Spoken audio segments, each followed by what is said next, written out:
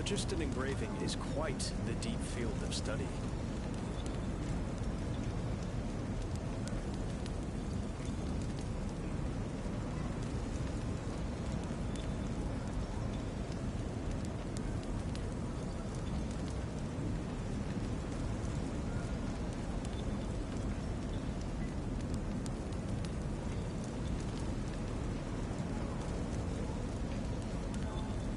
Phlogiston engraving is quite the deep field of study.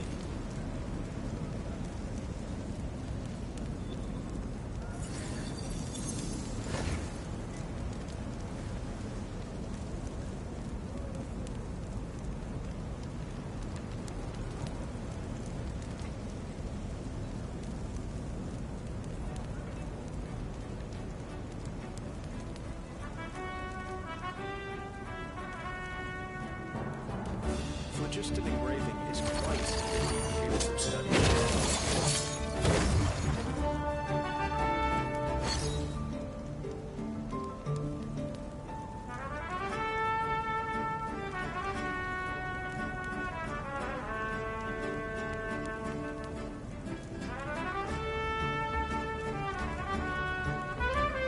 All things come to an end, even time itself. Phlogiston engraving is quite the deep field of study.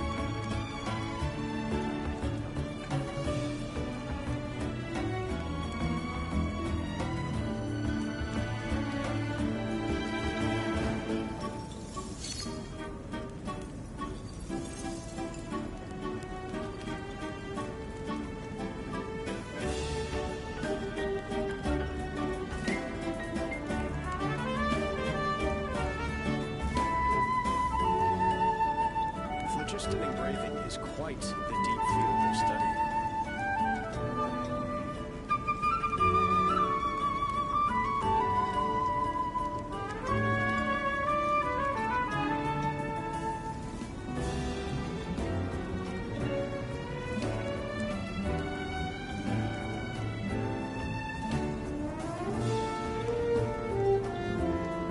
Phlogiston engraving is quite the deep field of study.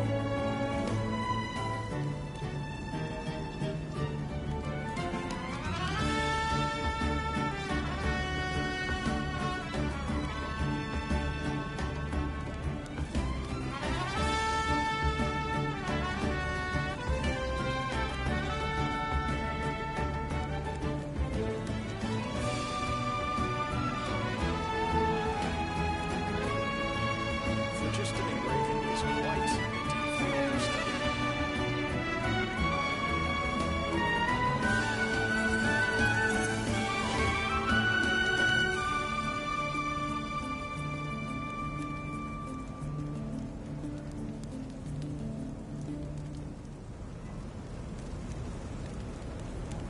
The abyss is like the world's shadow. It's always there, and it will never perish.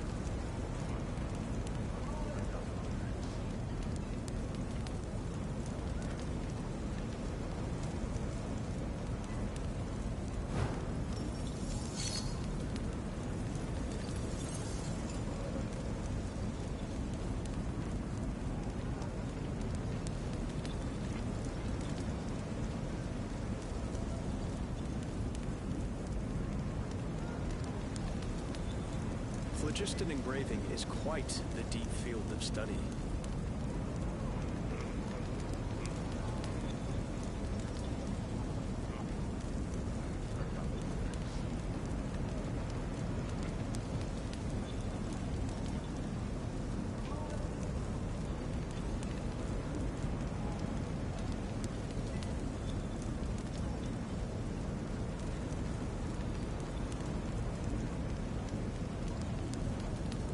Phlogiston engraving is quite the deep field of study.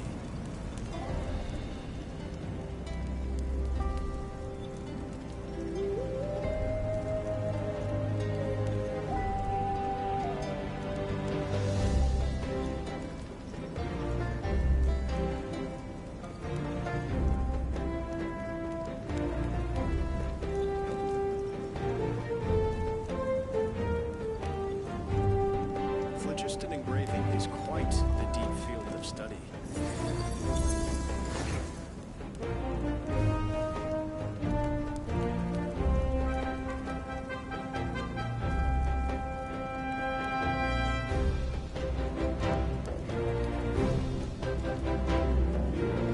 All things come to an end, even time itself.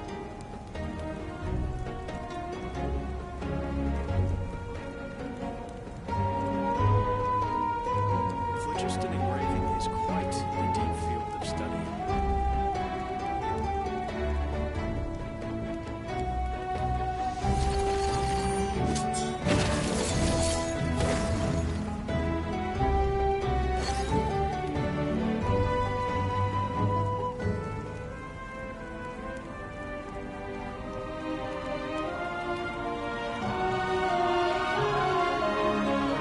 Phlogiston engraving is quite the deep field of study. Phlogiston engraving is quite the deep field of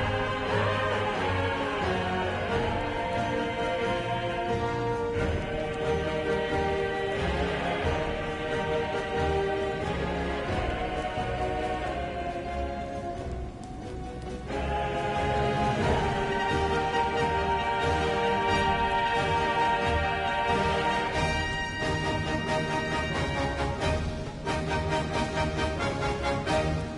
Phlogiston engraving is quite the deep field of study.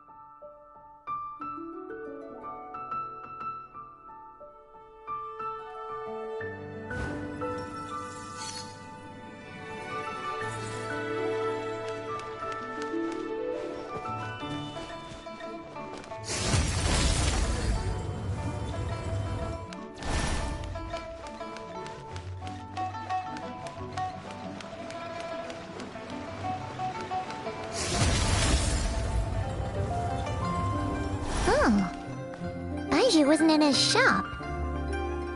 Oh, you're looking for Dr. Baiju. He's resting today, but he said to send any patients to the back room. Ah, okay. Thanks. We'll head on through.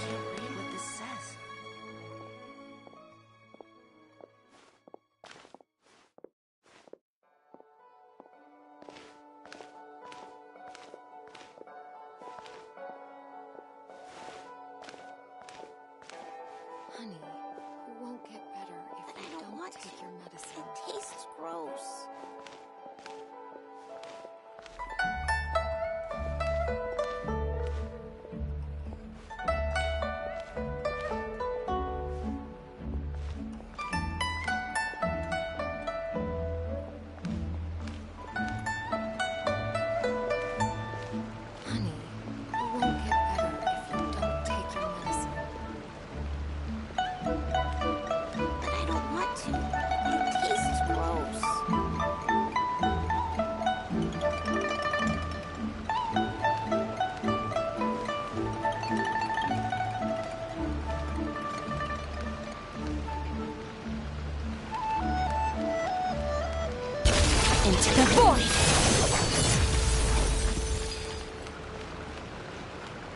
Merciless.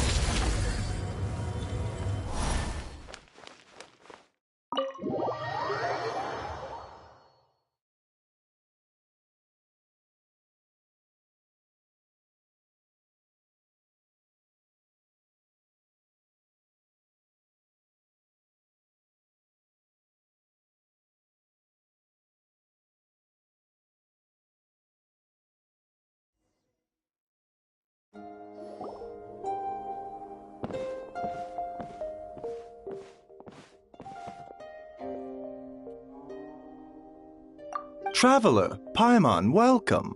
What can I do for you? It's the Traveler. He looks absolutely beat these days. He has these huge dark circles around his eyes, like he hasn't slept a wink. And he keeps spacing out. You have to call his name several times before he snaps out of it.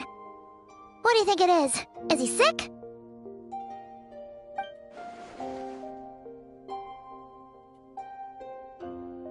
Very peculiar. In all the time we've been acquainted, this is the first time you've come to me with a health complaint. Come, let me take a look at you.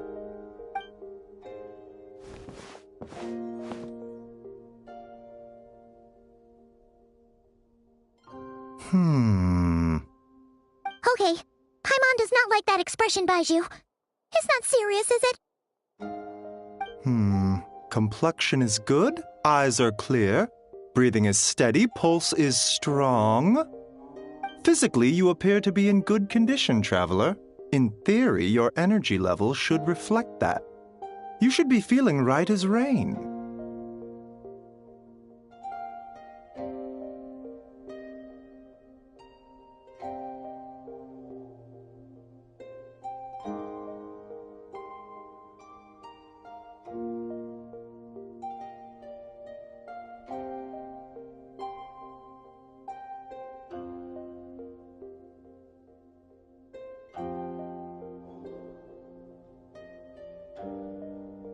Hence my concern. A clean bill of health is usually a good thing, but in this case, it likely means your situation is more complicated. Physical illnesses come with detectable symptoms that can be used to diagnose, medicate, and cure the condition. But afflictions of a non-physical nature, they fall outside a doctor's realm of expertise. Huh? What do you mean, non-physical nature? Curses, dark magic, it's hard to say. It could just as easily be a simple case of mental fatigue. Why don't you rest here for a bit? Whatever it is we're dealing with, clues to your condition are sure to reveal themselves in time. Once we know the root cause, we can administer the right treatment.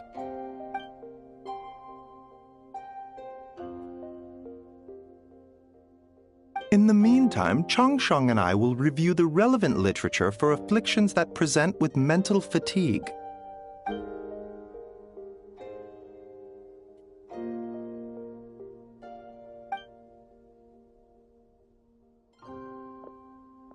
Oh, must be a rare condition if not even Baiju and Changsheng have seen it before. Well, all we can do is take their advice. You look like you're about to collapse anyway. Just get some rest. Paimon will be right here by your side. Fingers crossed you'll be all better when you wake up.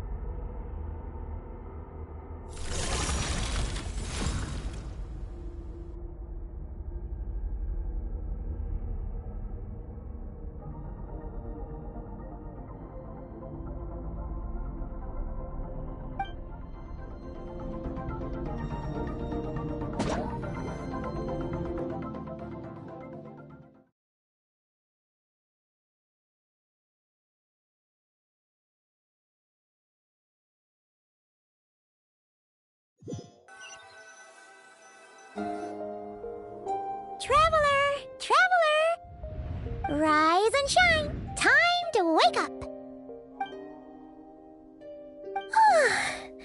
For once, you're making Paimon look like an early riser. It's already afternoon. Hopefully all that sleep did you some good. Feeling any better? A cut? What? Did you scratch yourself in your sleep? All right, let Paimon take a look.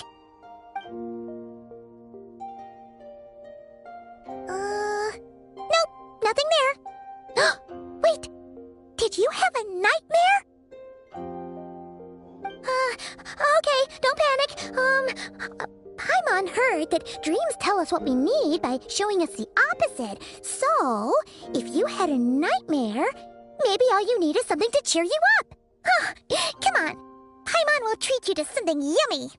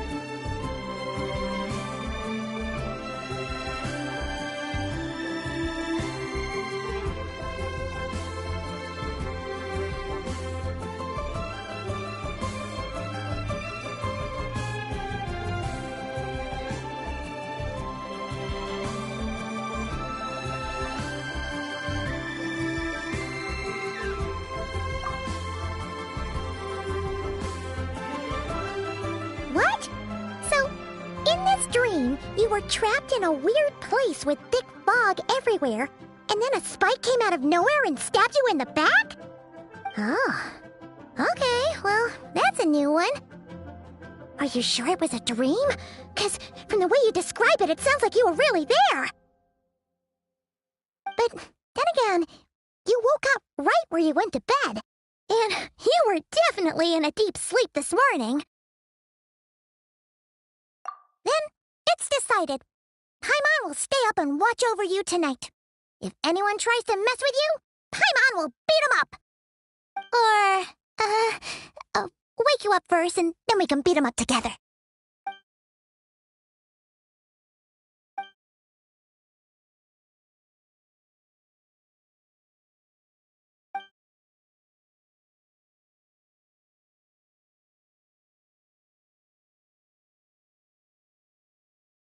Something is missing.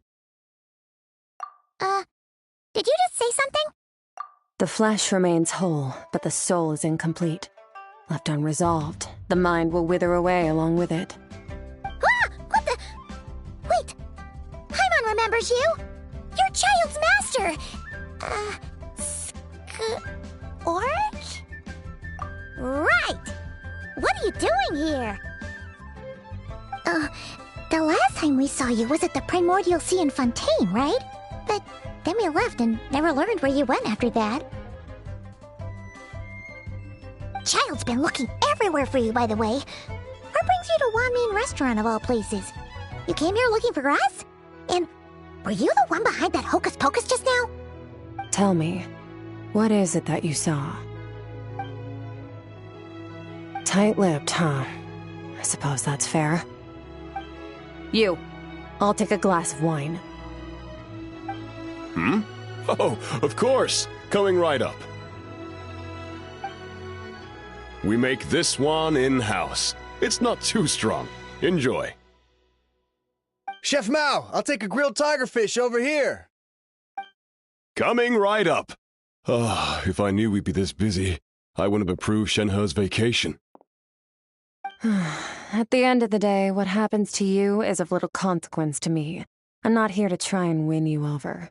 Trust me or not, the choice is yours. If you want my help, now's the time to speak up. You have until I finish my drink.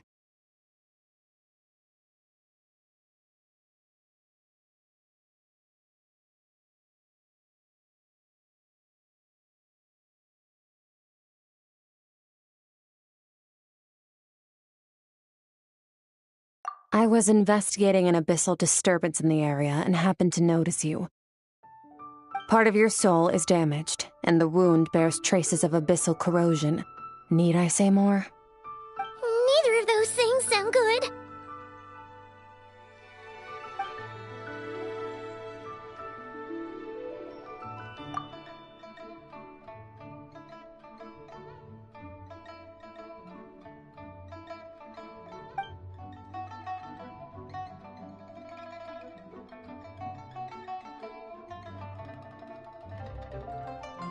Well, should we trust her? She mentioned an abyssal disturbance. Maybe that has something to do with what's going on with you. But we could always find a different expert on the abyss to help us out. Yeah, and that thing she said about your soul being damaged is scaring Paimon. Definitely something we should fix sooner rather than later. Skirk's an interesting one, that's for sure. But from what Child's told us, she doesn't seem evil, at least. 1, 2, 7, 10. That'll do.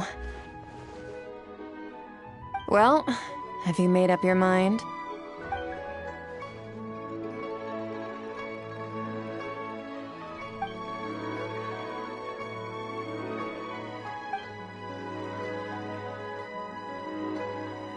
So, that's all we know, Miss Skirk. Ma'am, can you help us? So, you couldn't disperse the fog. I understand. Come find me in the Guili Plains when you're done here. Oh, and I left cash for the drink on the table. Settle the bill for me, will you? Oh, okay. Huh? She disappeared!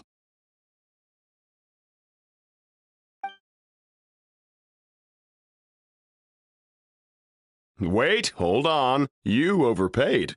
Here's your change. Oh, no. This includes the drink, so it should be the right amount. I didn't think you two ordered a drink. We didn't. It was that lady who came and sat with us, remember? You brought it out to her yourself. You sure? I could have sworn there were only 2 of you at that table. What? What'd you put in their dish, Chef Mao? Some kind of hallucinogenic mushroom? You got them seeing things. Seeing things? Wait, so neither of you noticed her? Young lady? About this tall? Wearing a purple dress? She ordered a glass of wine! Oh, now you mention it, that vaguely rings a bell. And it looks like I did open the wine jar, so it must have just slipped my mind.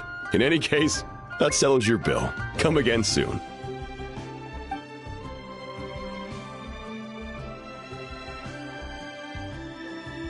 Coming! Okay, what was going on there? It's like they didn't remember Skirk being there at all.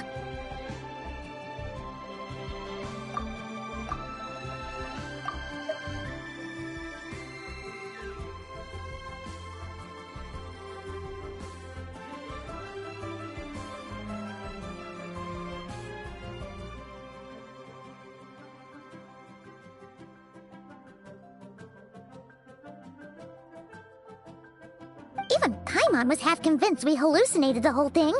But that Mora she left for us was definitely real.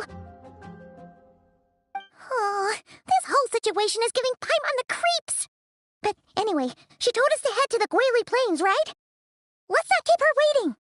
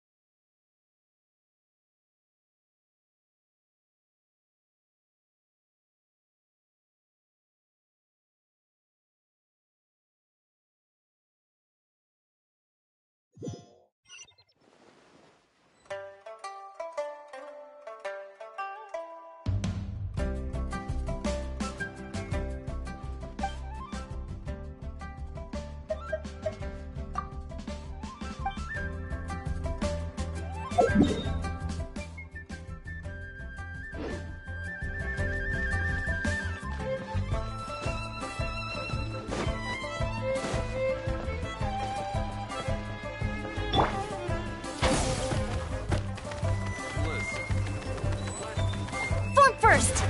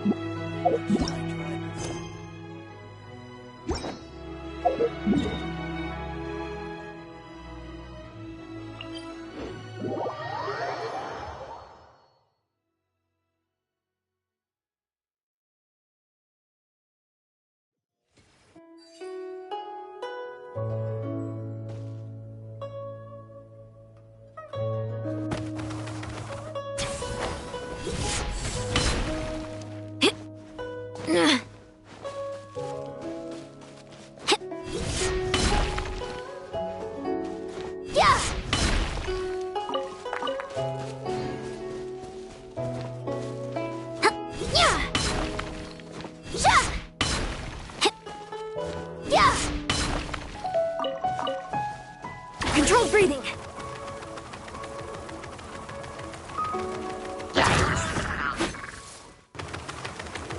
Step aside.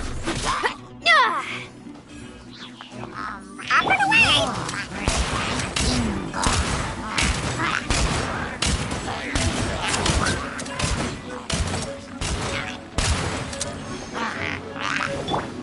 Surprise baptism.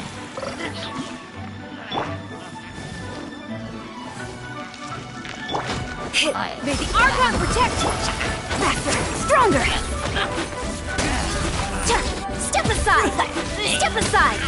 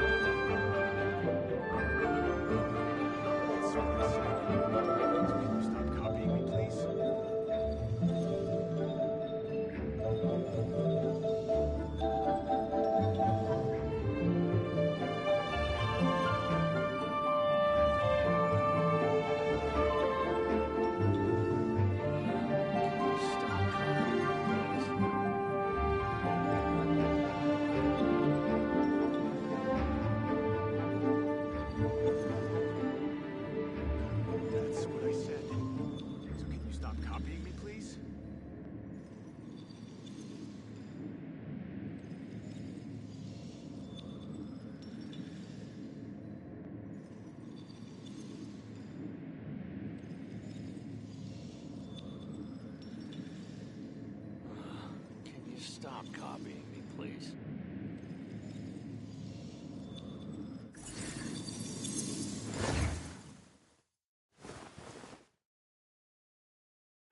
That's what I said. So can you stop copying me, please?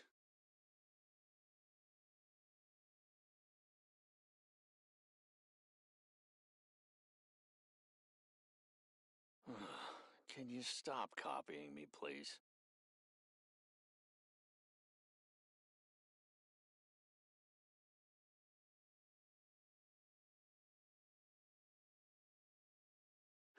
That's what I said. Where do we come from? So can you stop copying me, And please? where are we going?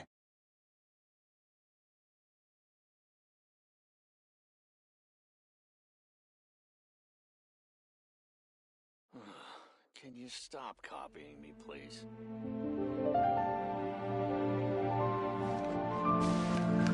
Fearless.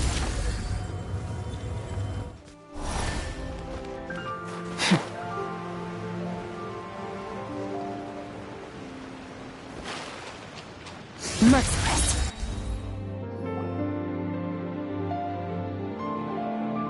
Whoa! What are all these rift hounds doing here?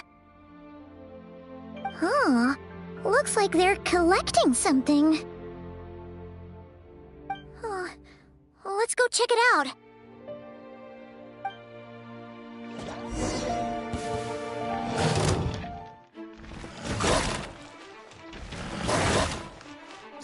Extinguished.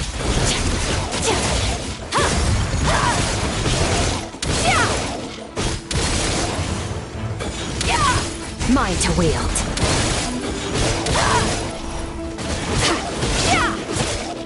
Mind your step!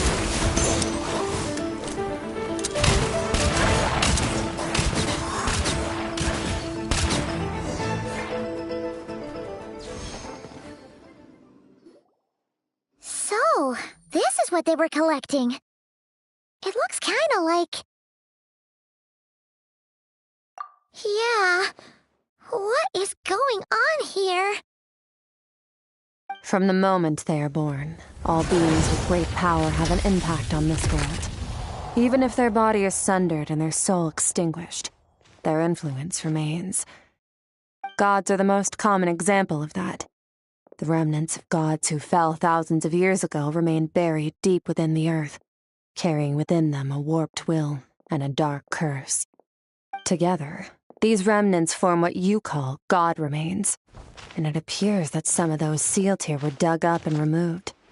There are traces left, but they're fading fast. What are you doing? Nothing! Just wanted to make sure you were, real? She's definitely not a ghost traveler. Paimon poked her, and she's solid. Your life hangs in the balance, and that's what you're fixated on? Strange set of priorities. It was just a trick to avoid being perceived. If someone notices me, those memories are erased. Simple as that. Unlike you, I have no desire to establish a connection with the world. The weak and the lowly have no right to remember me. They're lucky they only have a few missing memories to show for it. Now, can we please get back on track? Okay. Where were we? Right. The god remains.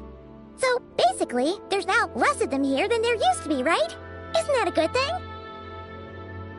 In our experience, god remains are 100% bad news. A lot of terrible things have happened because of them.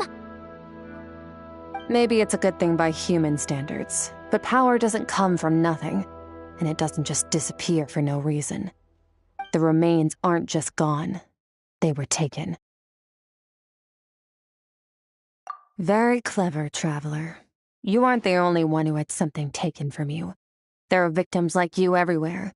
The only difference being, you can speak, and the remains cannot, so it went unnoticed. Something similar happened in Sumeru. Within the span of one night, countless consecrated beasts were slaughtered, and a large amount of the god remains buried in the desert went missing. Of course, god remains are just one of the targets. The culprit is chipping away at sources of power all over this world. Tuna. Wait, you mean the stars? Mm-hmm. 42 of them have died out in the past few months alone. In Conria, people believed that powerful individuals have corresponding Stella Fortuna. Even should that individual fall, their Stella Fortuna would not disappear, but gradually evolve into a new constellation. Yet now, stars are disappearing from the skies entirely, and it's not hard to deduce what's happening to the power they contain. Something has been leeching power from this world like a parasite steals nutrients from a host. And now, it's no longer satisfied with the remains of the dead. It wants you.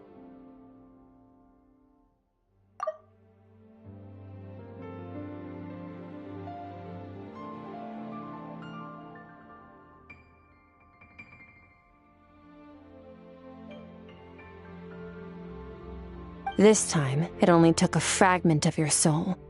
But next time, there's no telling how far it could go. No one knows. All I know for certain is this. Getting back what you lost will not be easy.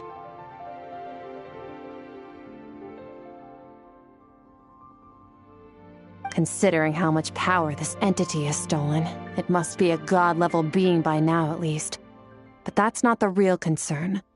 Souls are fragile things, and yours could easily be crushed if you go up against it. So you're gonna help us, right? We're going to help each other.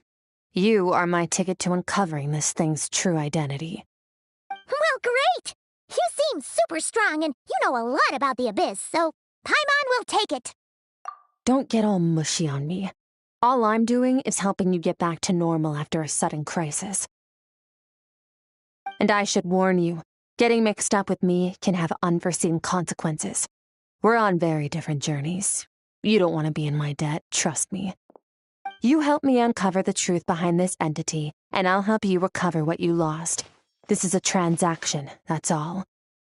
You would do well to remember that. Now, come along. Yeesh! You'd think she'd be a little friendlier since she's agreed to help us. But nope, she's just like when we met her in the Primordial Sea. So cold. Well, whatever. If that's how it's gonna be, then she doesn't deserve our friendship. What she does deserve is a super embarrassing nickname. Ah, Paimon's got it. Frosty the Lavender Melon. Serves that Ice Queen right. Anyway, the important thing is that we get that piece of your soul back. So, let's follow her and see what sort of plan she's got.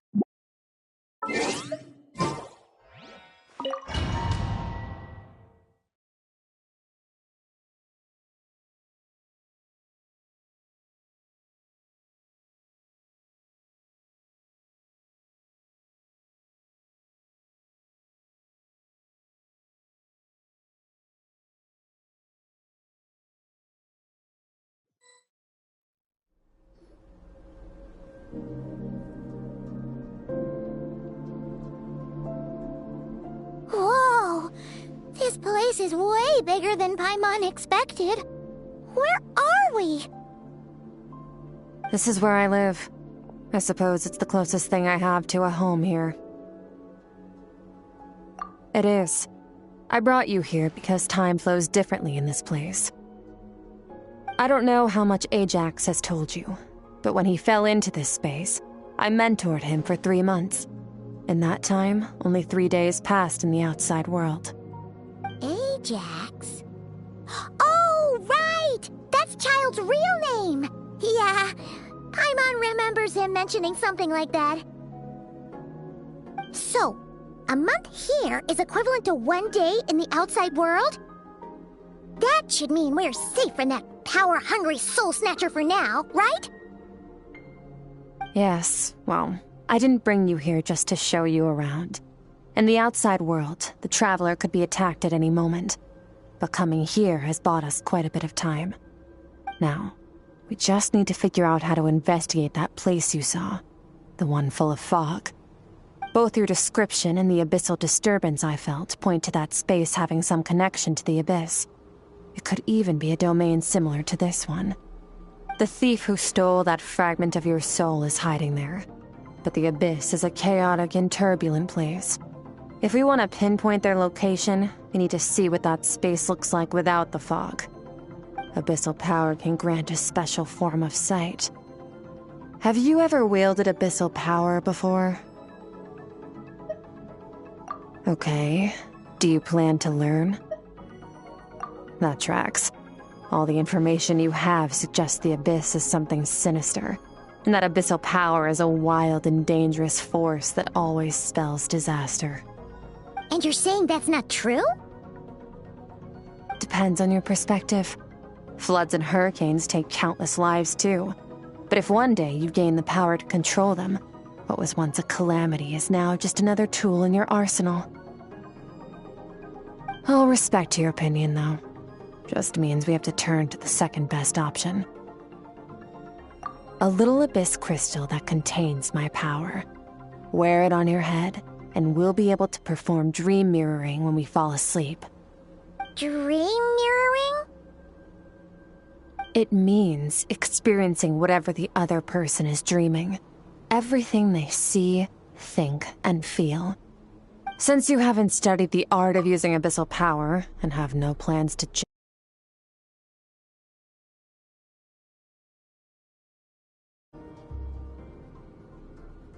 with dream mirroring, every time you slip into a deep sleep, I'll see with my own eyes whatever scene plays out in your mind. Then, I can guide you through the dream environment, and we'll take back what was stolen from you. Huh. You make it sound so simple. Tough to say. This is an unprecedented situation for both of us.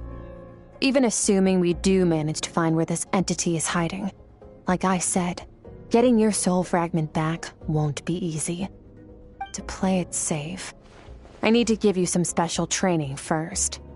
Wait, you're gonna teach him some of your martial arts? Does that mean the next time we see Child, we have to treat him like our senior? Do as you want.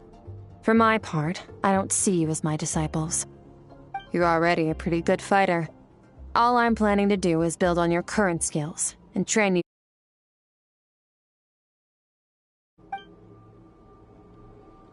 But that's enough talk. If you're ready to do this, then come with me. Time might be more lenient here, but that's no excuse to waste it. Oh, she moves fast. Paimon can hardly keep up with her. So, special training, huh? Kind of a rare opportunity. With your skills, there's not a lot of people qualified to train you. The last time something like this happened was probably anti-Raiden Shogun training, right? Oh, feels like a lifetime ago. Skirk seems pretty strong too, though. Remember how she said that the all-devouring narwhal was just her master's pet? Maybe we really will learn something here.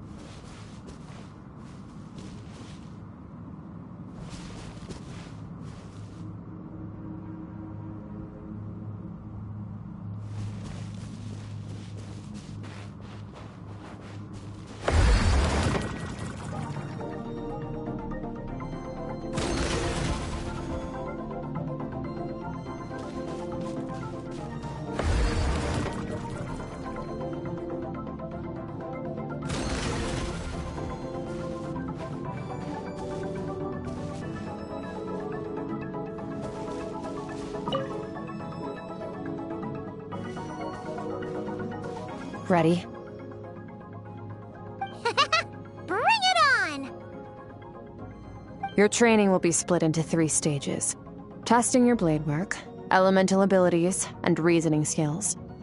We'll start with blade work. You're no rookie in this area, so I won't bore you with the basics. During your long journey, you've no doubt sparred with a lot of talented sword fighters. Consciously or not, you will have picked up all kinds of techniques from them. You bet! There's Kaya, Master Jean, Kuching... Oh, and Kazuha, Ayaka... Yeah, we've met sword masters like you in every nation we've been through. You sparred with a bunch of them too, right? Nice to know it's all gonna come in handy now. Don't get too smug. In sword fighting, techniques alone are not enough. You need a cohesive system to bring it all together. A style or school of fighting. To use the human body as an analogy, your style is your skeleton, the foundation, the framework. Techniques are the muscles and other flesh attached to the bones. This is where your strength comes from. Improving your sword fighting is like growing that body. If your frame got bigger and taller, but you didn't add any muscle mass, you'd be weak and flimsy. Then again, if you packed on pounds of flesh without a big enough frame to support it, you'd end up bloated and unwieldy. You need to do some introspection. Take a good, hard look at your past experiences and figure out which parts of what you've learned are just techniques, and which parts can be used to form your own system of blade work. Only then will you get the full utility out of all your thoughts and observations along the way. Only then will every strike you deliver make perfect sense. Wait, is that it? Paimon thought you were gonna teach him some cool new moves. Like when you went swoosh and opened a tunnel to another place. One day, you'll reach a new level of power where you realize that even that's as basic a trick as any other. But right now, our sword styles are so wildly different that teaching you mere techniques is pointless. There are no shortcuts in the pursuit of power. Failure is your best teacher, and rigor is your coursework. That's all I have to say. Time to make a start. Train until you're satisfied with yourself.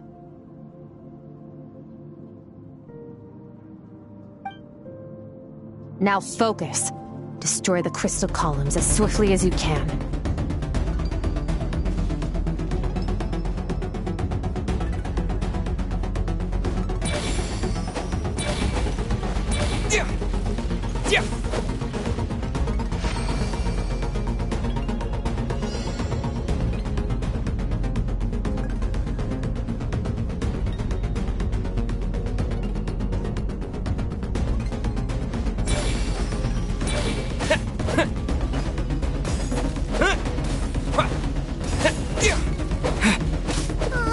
This is making Paimon's head spin. Hang in there, traveler!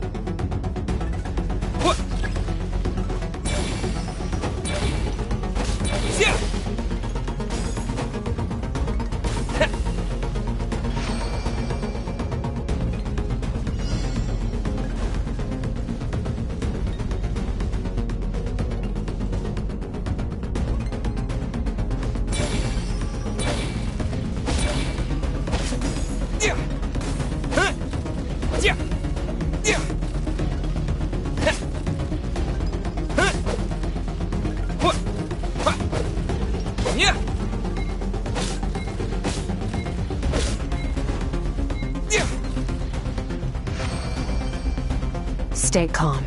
Use your head. You have to keep it together.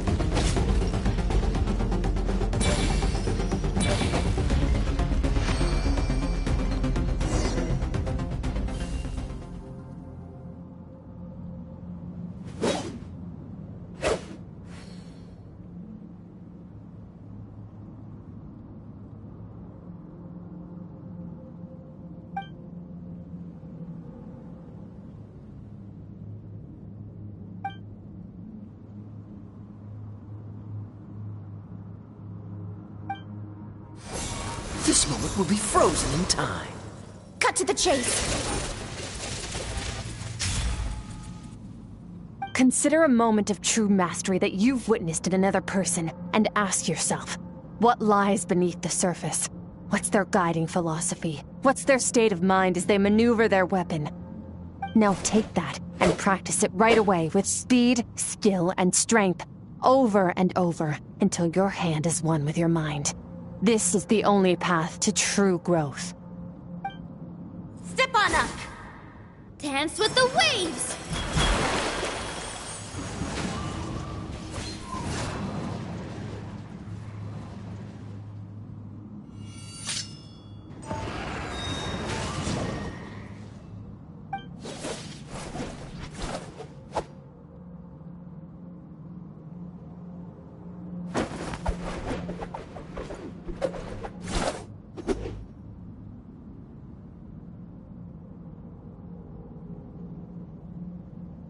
If you start to tire, empty your mind, but do not stop.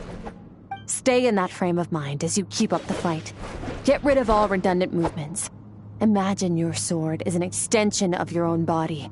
Wield it just as you wield your arms, hands, and fingers. 'Twas on a deserted, moonlit night that the hero approached the vile dragon's limpid lair. Ring cutter! Feathers fleeting wet, the white heron treads water, a sight without flaw. Master of Inazuma Kamisato art Tachijutsu.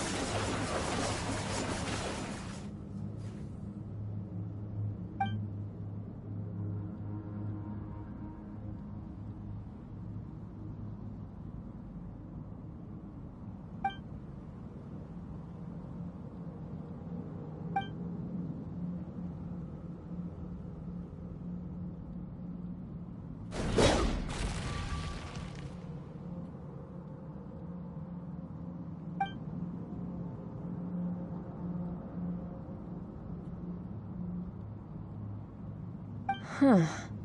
Looks like you've made some real progress. That concludes your training session. Awesome!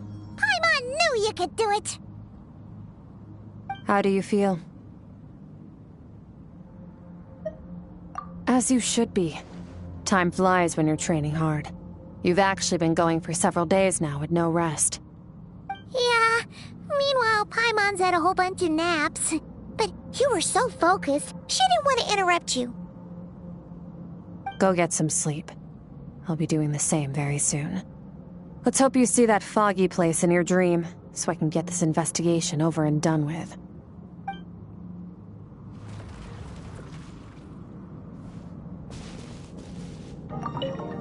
Sometimes, you have to practice a single movement 1,000,000, maybe 10,000,000 times, before the breakthrough moment comes. Nothing in the outside world can help you in this process. The most important thing is to remain patient.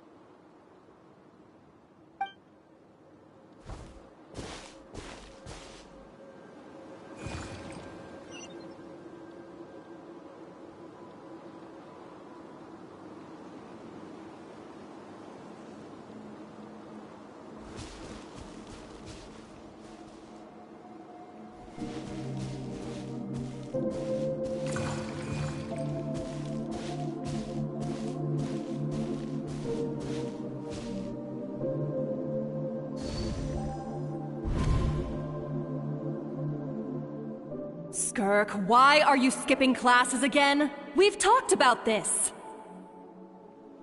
'Cause he's a crabby old man, and he's a boring old man. I don't like going to his classes. Excuse me! You shouldn't talk about your teacher like that! It's very disrespectful! Alright, let's not get into a big fight about this. Skirk's learned what she needs. There's no point forcing her to sit through more classes if she doesn't want to be there.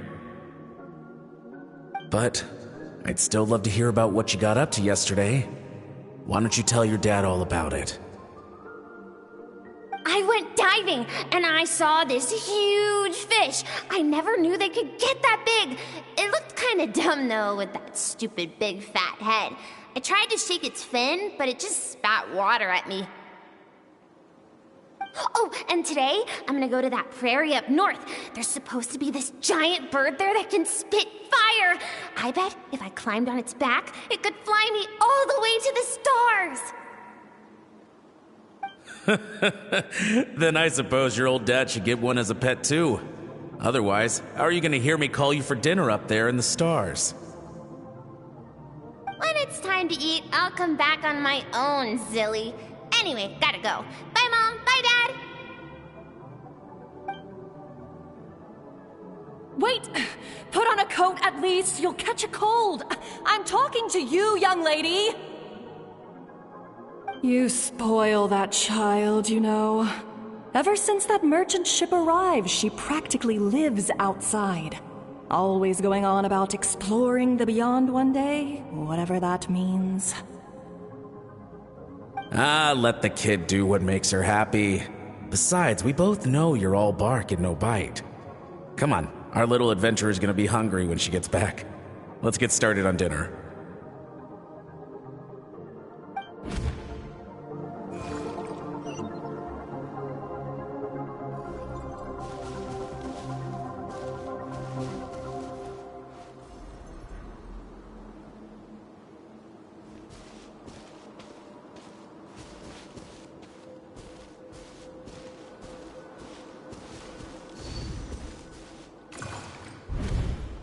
The stars shimmer high above.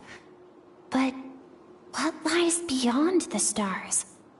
Mountains as far as the eye can see? An endless snowy plain? Or maybe buildings taller than the sky, like the people from the merchant ship said? I can't be the only one asking these questions. The universe is fascinating. If only I could meet some other people like me. We could set sail together and explore every corner of the world. I'm sick of being a kid. There's so many amazing things out there, and I'm ready to see them all. But for now, I'm starving. Better get back.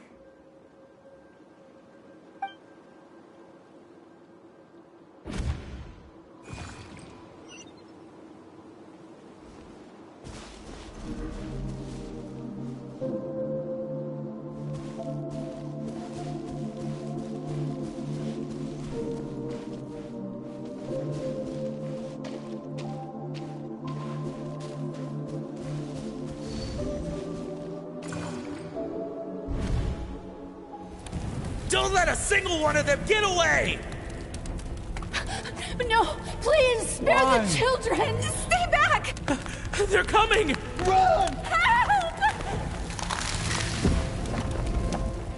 Eliminate the threat. Take them down. Don't be scared. Ah! This way! We'll never make it! Fire. There's fire everywhere. What happened? I told you we shouldn't have trusted these outsiders!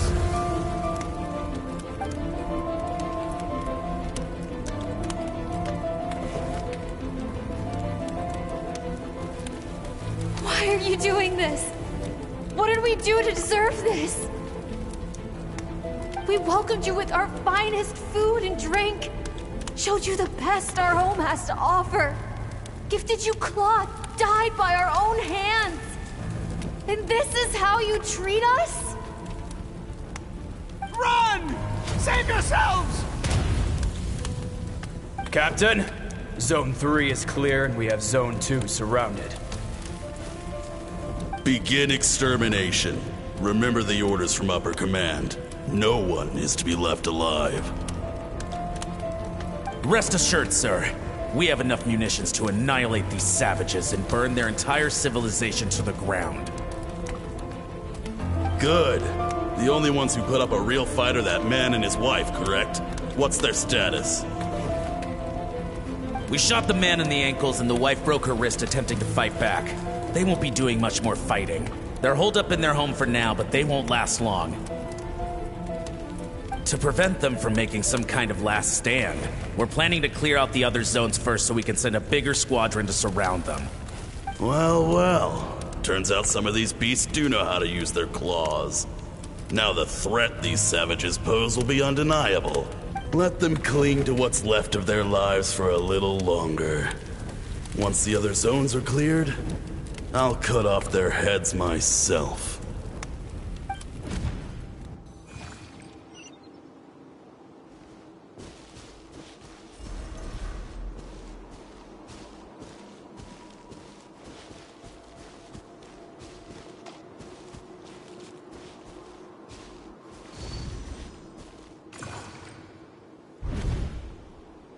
Dad?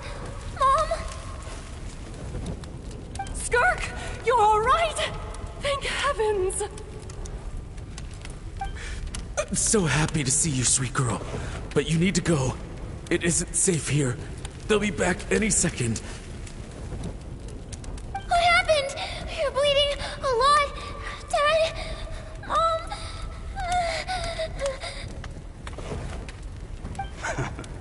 This is the place. Alert all units. Prepare to surround. Run, Skirk! Run as far away as you can! Don't trust anyone!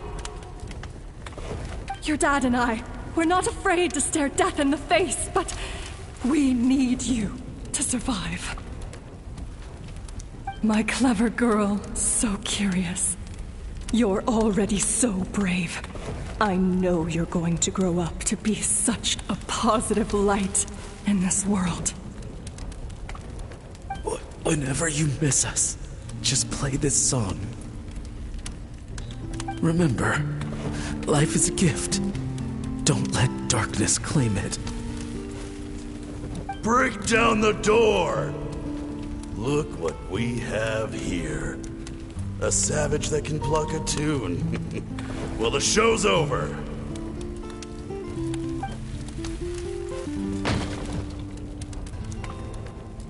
You! Stop singing! Shut it! I said shut it or I'll make you! Fine. Have it your way!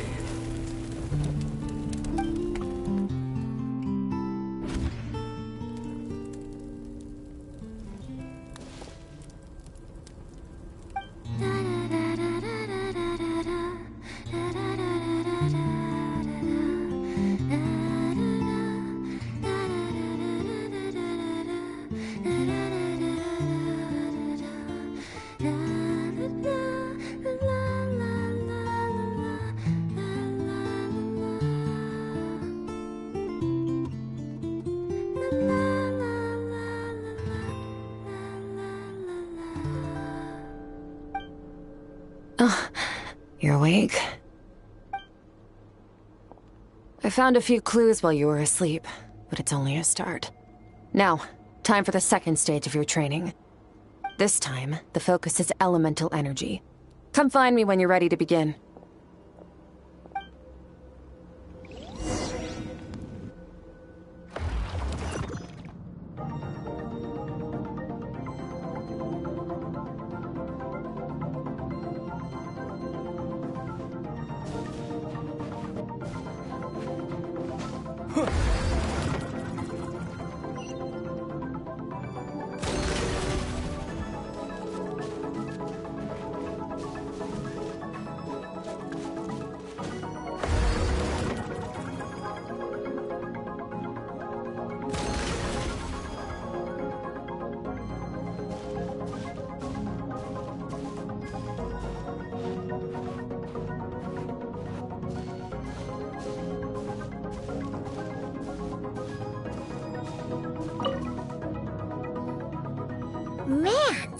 in the abyss feels so surreal, don't you think? No day and no night. It's like time hardly exists. If we weren't careful to keep track, it feels like we'd have no idea how long we've even been here. Well, except for the fact that Paimon still gets hungry like clockwork. You go do your training. Paimon's gonna grab a bite.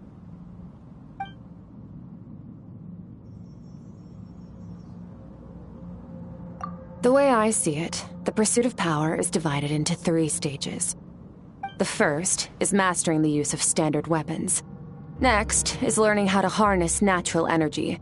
And after that, you're free to challenge even higher dimensions. The natural energy of Teyvat is, of course, elemental energy. But that's not my area of expertise.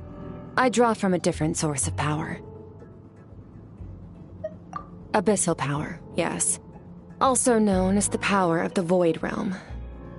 My master, Sertologi, is a true expert in that area. After all, he was one of the group of 5 that infamously stole the all-encompassing power of the Abyss, an act for which the people of Conria gave them the epithet, the 5 Sinners. The elemental energy of Teyvat, on the other hand, is derived from the power of the Light Realm. These 2 forms of energy exist in direct opposition to each other. Suffice to say, there's not much I can teach you this time.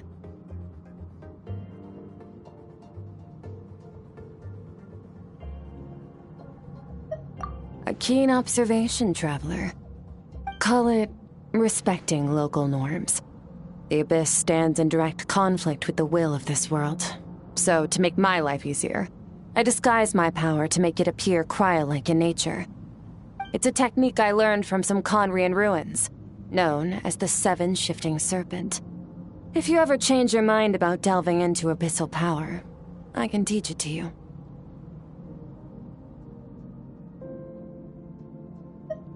So I've heard. You seem to have a knack for removing abyssal power. But is purification really what's going on there? Like I said, power does not simply disappear.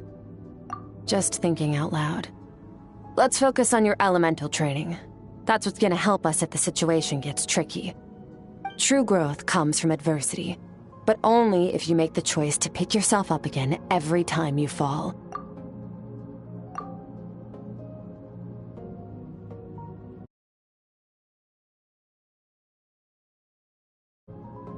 So, it's time to push yourself to the limit, and then keep pushing. This is the only way to advance at pace. Use the power of Animo to clear the field as fast as you can.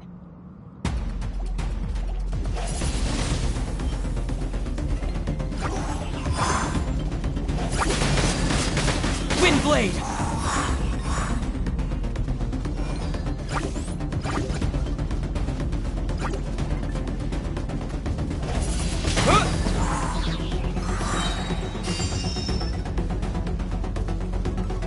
With the wind!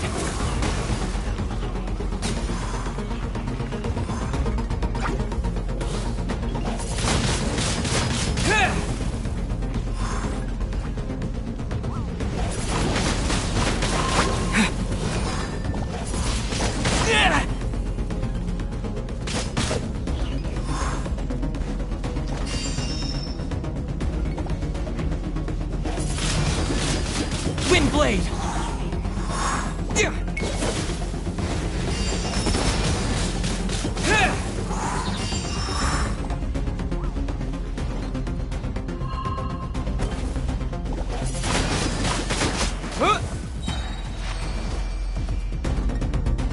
Observe your surroundings.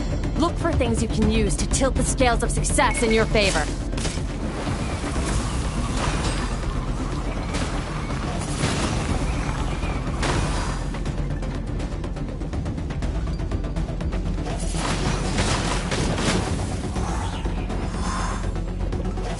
Windblade!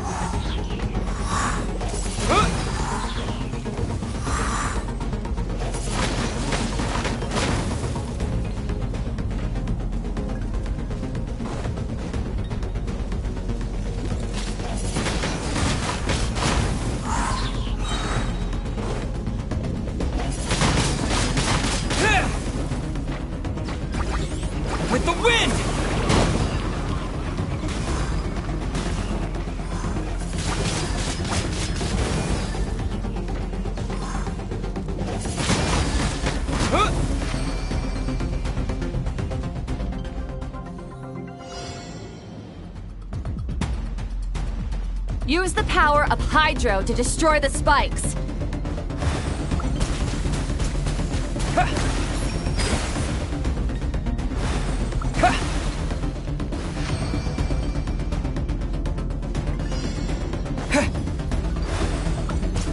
Faster. Don't give them a chance to strike you. You need to be quicker than you were in your dream. You can't afford another injury like that.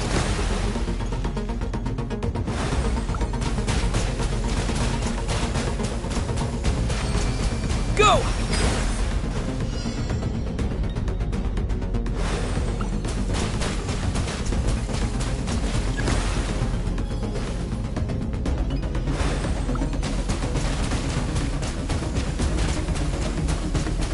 Water jet!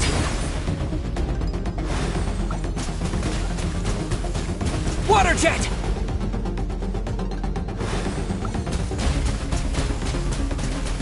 Water jet!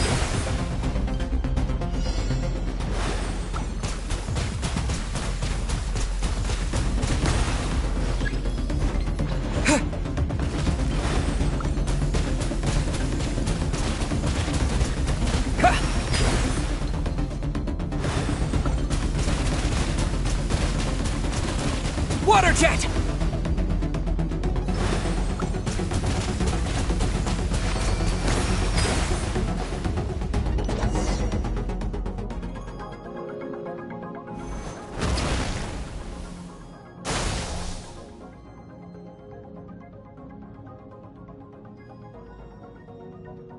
You need to understand what makes you special.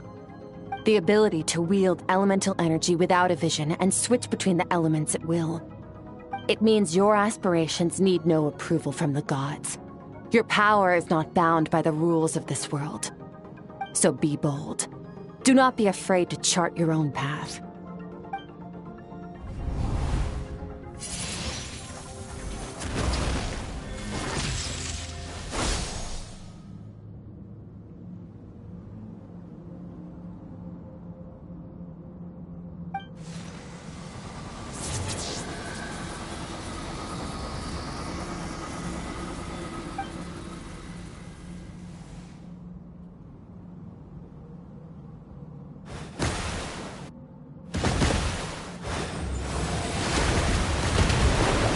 Very good. It seems you've reached a deeper level of connection with the elements. Long enough for you to lose yourself in your training, which is a good sign. Relentless practice with the elements has drained all your strength, but it's also what allowed you to make progress. Get some rest. When you wake up, we'll proceed to the final stage of your training.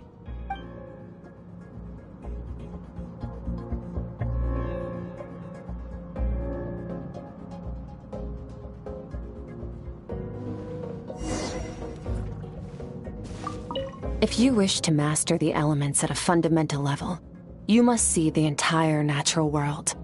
Nature in all its places and forms. That is part of what it means to be a traveler.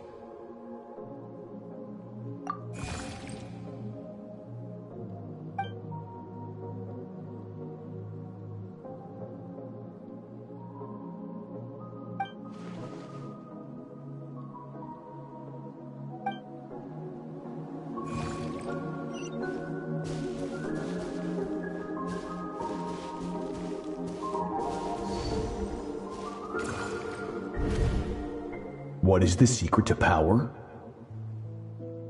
Longing, hatred, self-preservation.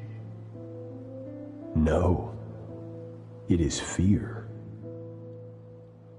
The fear of losing those you love. The fear of watching your home burn. Fear of loneliness. Fear of death.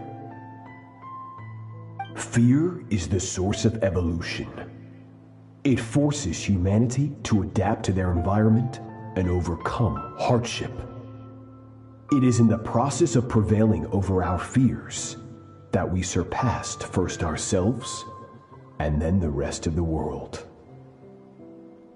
That fear is now part of you. It calls on you to evolve. And it is time to answer.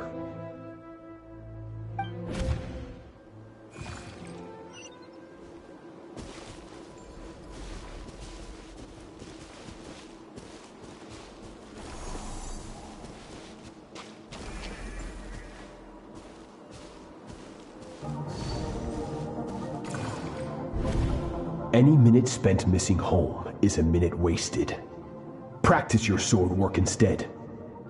Do not make me tell you twice. But, Master, I can barely lift the sword anymore. If I keep going, I feel like my wrist is going to break. So it has not broken yet. Then pick up your sword and keep practicing until it breaks. I want to hear the cracking and splintering of bone. After all, bones can always be reset.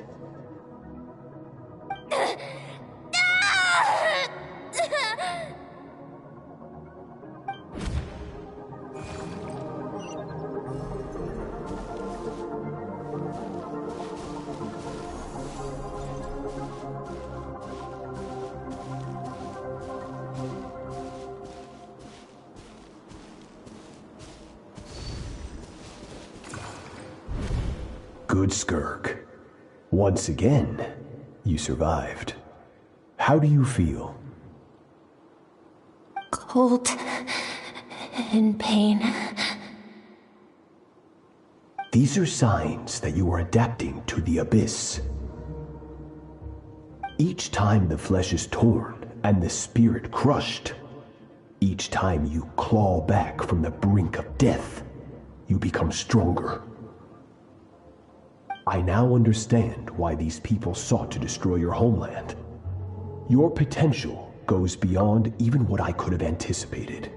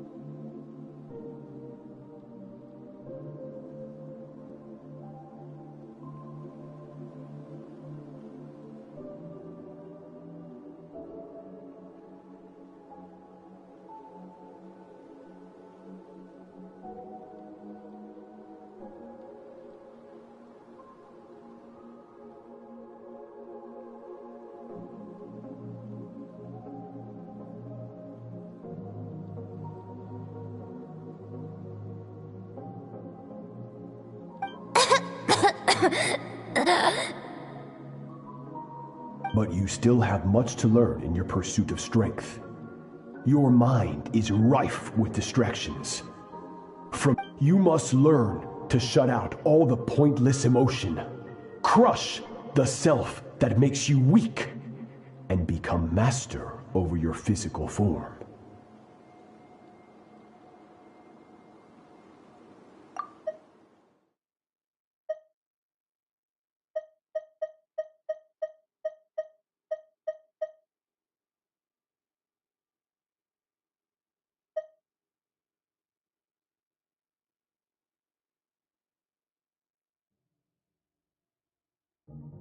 Get up, Skirk.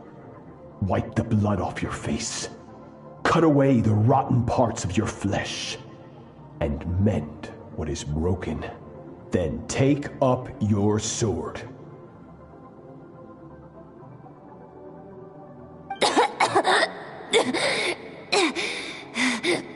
Yes, Master.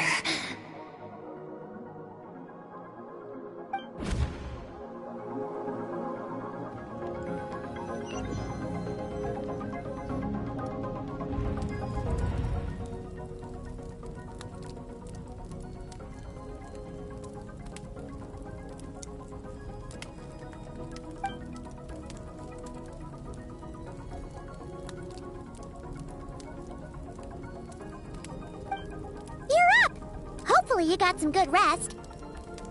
Skirk said to tell you that she's ready to start the final stage of your training whenever you are.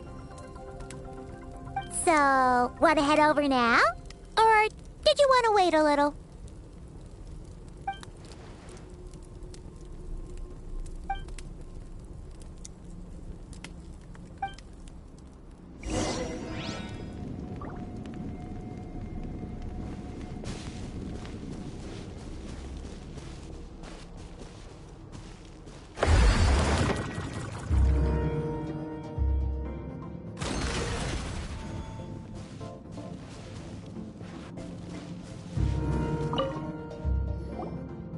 From your training so far, you have gained better command of the sword, and more control over your elemental abilities.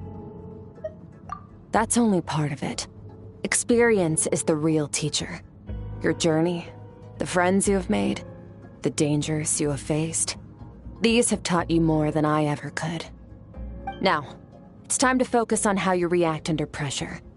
You must be able to think rationally, even in unpredictable combat situations. To simulate this, I'm going to attack, and you're going to block. Ready?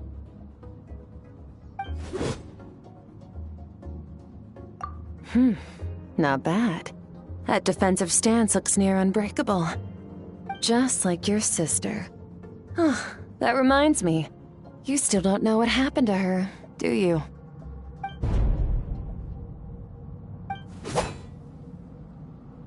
Hey, no fair! That's cheating! You think every opponent has the same moral code as you? You can denounce their deplorable methods all you want. But only if you live to tell the tale. The dead don't get to complain. Strong emotions will always arise in combat. Anxiety, anger, fear. But a true warrior is never at their whim. Only when you are free from the influence of emotion can you make the right choice, no matter the situation.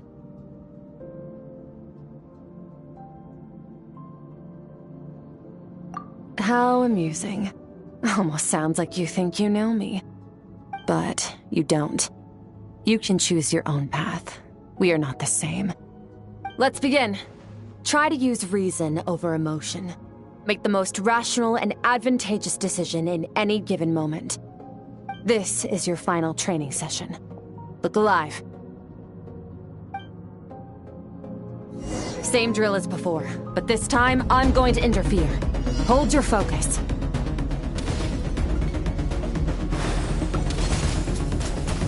Go! Go!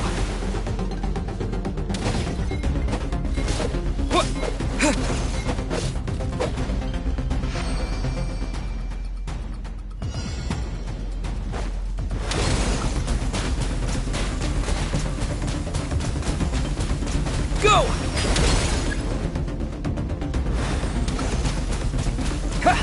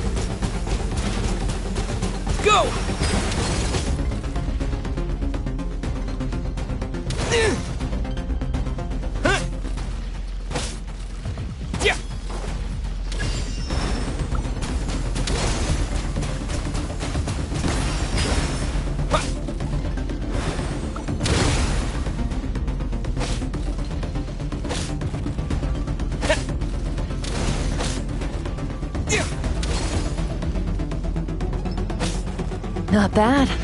Better than I expected.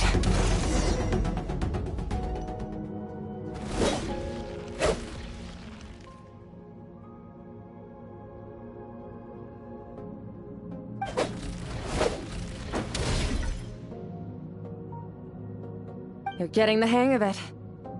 The first step to controlling your emotions is controlling your mind. You want a unified train of thought. It all comes down to focus.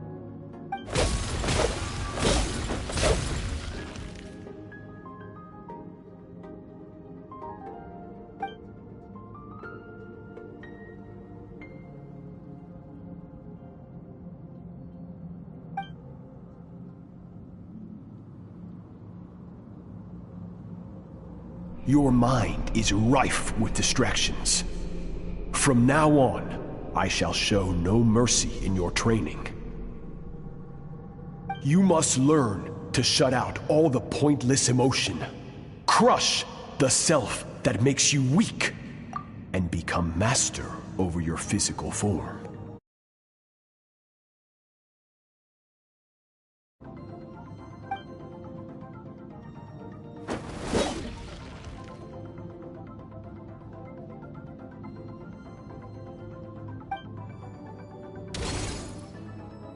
Stop. Let's pause here. One look, and I can tell your mind has wandered. That's to be expected. There's a limit to how long a human being can concentrate on one thing. Staying calm and focused sounds simple in theory, but in practice, it's more demanding than sword work or elemental abilities.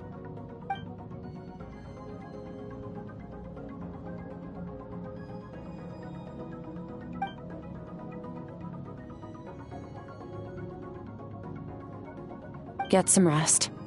No point training further if you're already dead on your feet. Like I said at the beginning, the only goal of this training is for you to reach a point that you're satisfied with. You managed to push past your limits, which is a good start. You can be proud of that and sleep well knowing that you've earned it.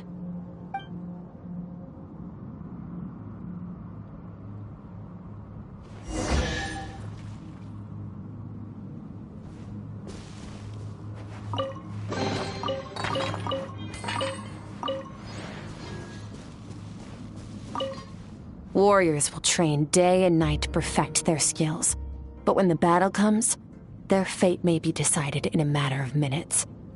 One mistake, one moment of hesitation, and just like that, all their blood, sweat, and tears were for nothing. You need to push yourself to perfection, or you might not even live to regret it.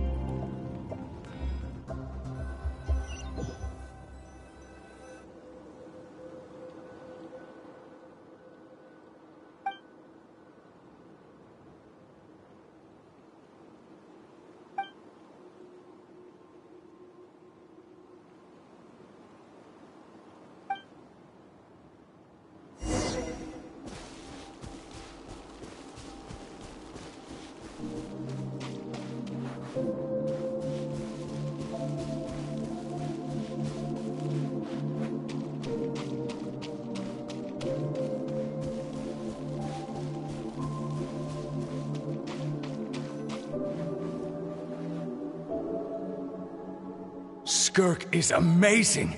She faced down that terrifying giant and cut its head clean off. Oh, she got hurt though, didn't she? I heard it was pretty bad. Yeah, well, that's a given.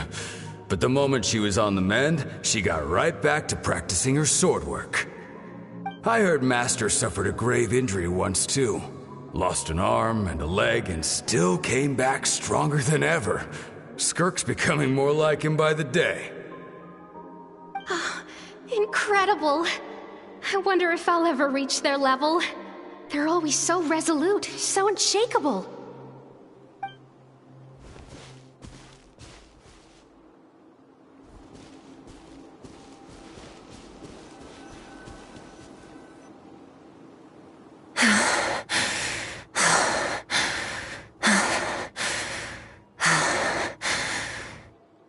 Pathetic. You're not even trying.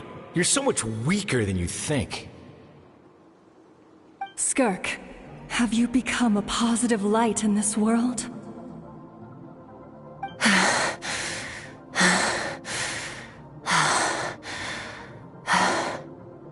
Do you even remember how many of us perished in that fire? How many bodies were left to rot on the scorched earth? Yet you alone live on. Keep your gaze fixed on your blade. You don't deserve to rest. I have so many questions. I just want to jump in a spaceship, explore the whole universe, and get answers from the stars. I just need to wait till I'm grown up. Then, I can do anything. Now, you must bid farewell to who you were in the past, and become someone stronger. Run! Skirk! Run! Only death awaits us here. Keep running, and don't ever look back.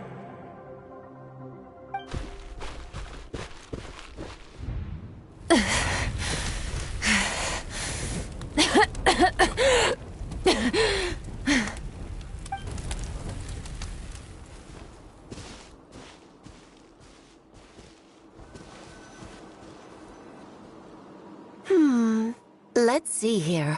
First things first, you need a new identity. Going around telling people you're from somewhere beyond the stars won't do, now will it? How about saying you hail from beneath the earth instead? As the Conrian saying goes, venturing out into the universe and down into the abyss are the same in that both are braving the dark unknown.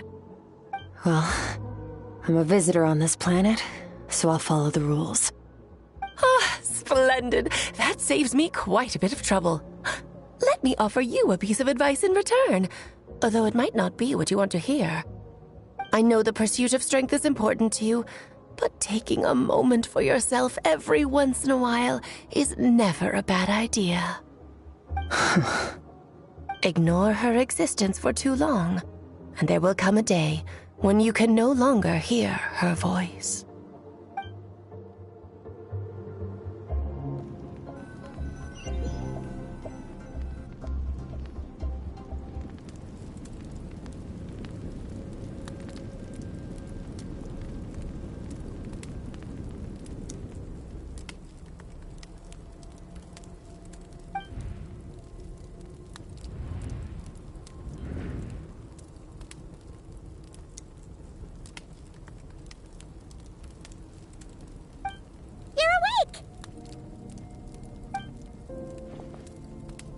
Be starving, right? Ta-da! A barbecue feast just for you! Of course you are! That's why Skirk and Paimon got this all ready for you. Dig in, before it gets cold.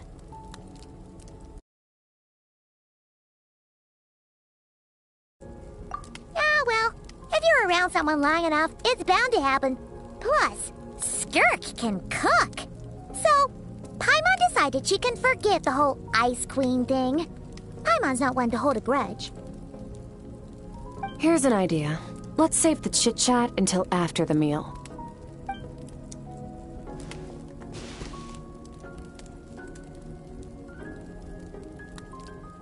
Ugh, so full.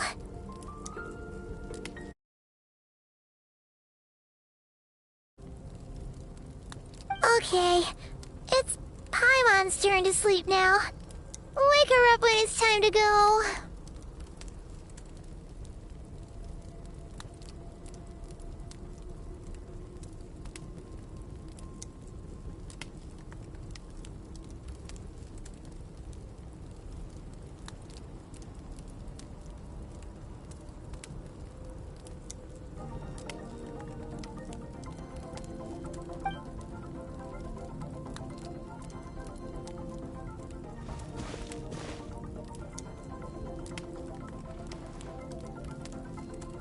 I have good news. First, your training is complete. You have what it takes to wield immense power. Now it's just a matter of putting it into practice. Continue to learn from your journey and hone your skills against formidable opponents.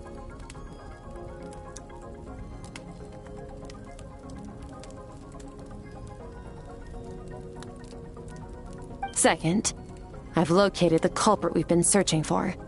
Next, we just need to retrieve the missing part of your soul, and our business will be concluded. When Ajax trained with me, he once told me he was bursting with questions. So I allowed him to ask me 3 of them before he left. You and I may never meet again, Traveler. So if there's anything you want to ask me, now's your opportunity. Just like Ajax, I'll answer 3 of your questions.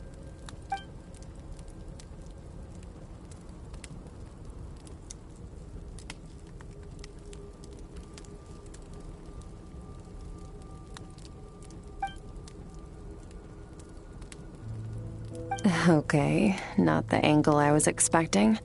What makes you ask that?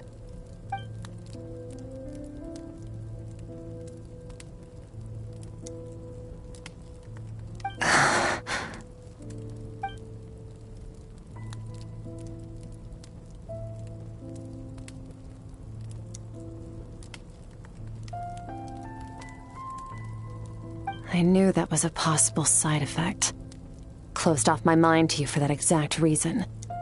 Even with the dream mirroring, you should have seen nothing but endless darkness.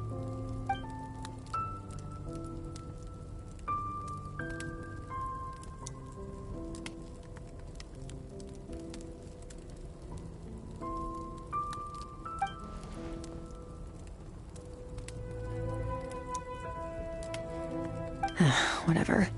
Must have been a flaw in my execution. I shouldn't be too surprised.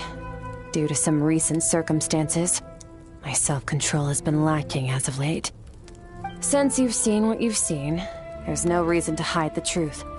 All I ask is that you keep it a secret. No, I'm not from Teyvat. I'm from a different planet. And there was a time when I journeyed through the stars.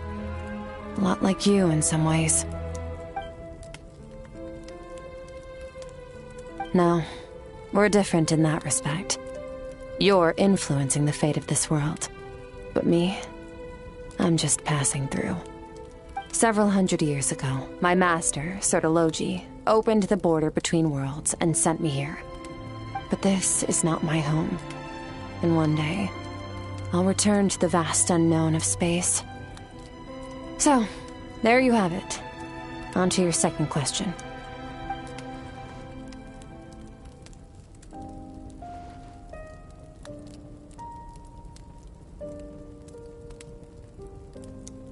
Become stronger. For certain reasons, I need to bridge the power gap between me and my master as quickly as possible. But first, I need to understand the source of his strength. To do that, I need to follow in his footsteps, walk the path he once walked, and somewhere along the way, I'll find out how to defeat him. That is my sole focus and purpose. Okay. You have one question remaining.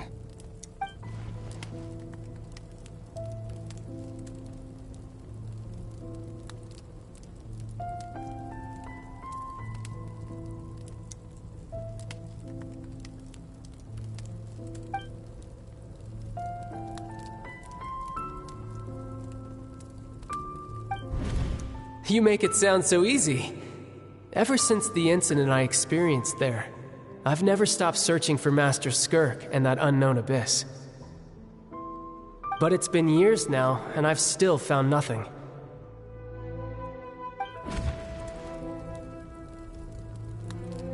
Well, your last question? Ajax. His situation is different than yours. Before you ever crossed paths with me, you'd already encountered many formidable people, studied their techniques, and developed your own skill set. So, during your training, all I had to do was build upon that foundation. But Ajax was so young when he came to me. A complete blank canvas. Children can't help but imitate their role models. In the long run, that would only hinder his growth. Once Ajax has enough strength in his own right, I will allow us to meet again. Until then, let that motivate him to reach his full potential.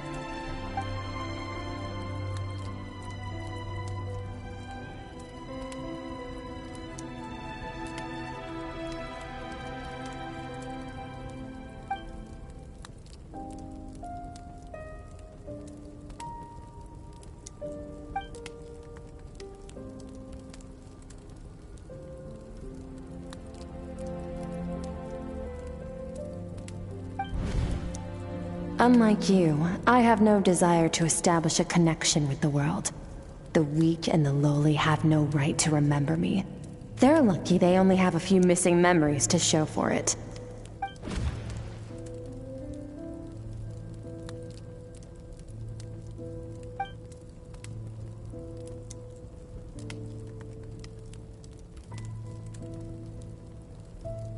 Wake up your companion. It's time to go. Oh, and everything I just told you. Best keep it a secret from her as well.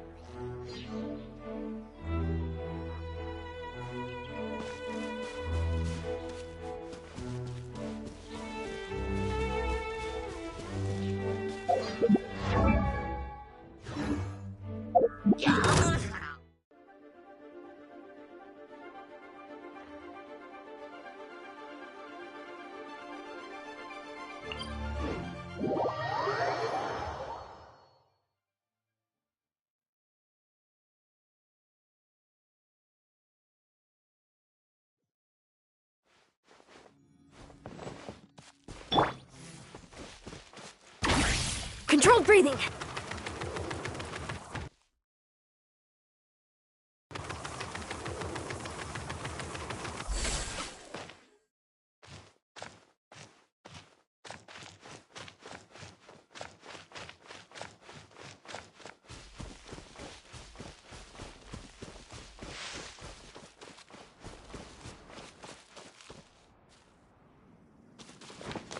Time to test my upper arm strength.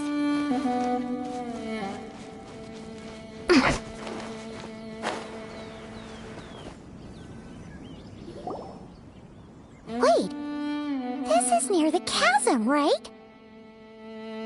Yes. If we enter from here, we'll be able to reach that place from your dream.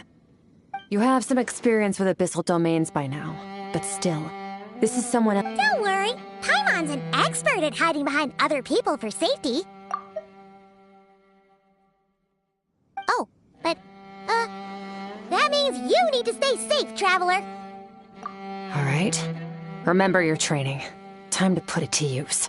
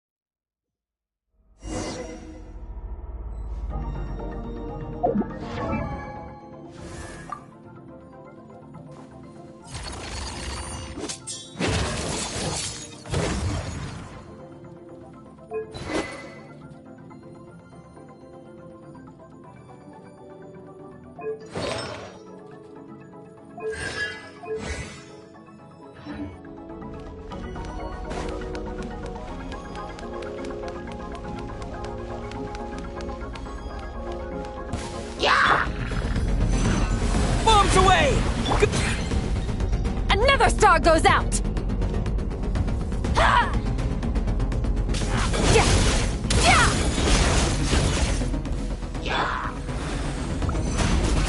Water jet!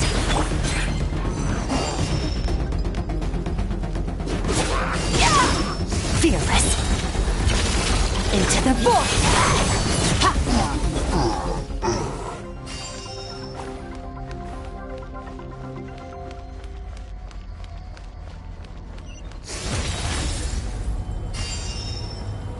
Whoa!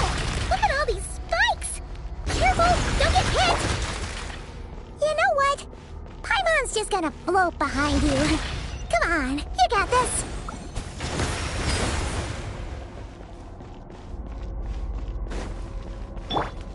Fearless. Yeah!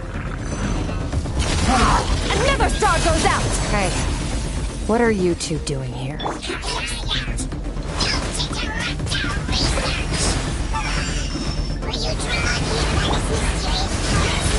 Dusty, like an abandoned house. Let's press on.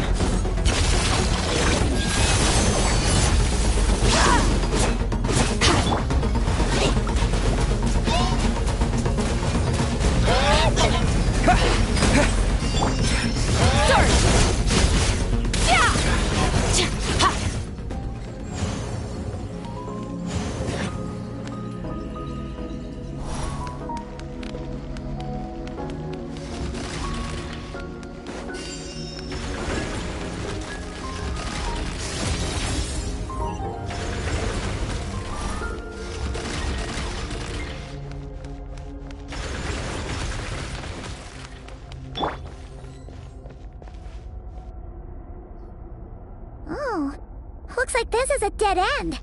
Did we make it to his hiding place?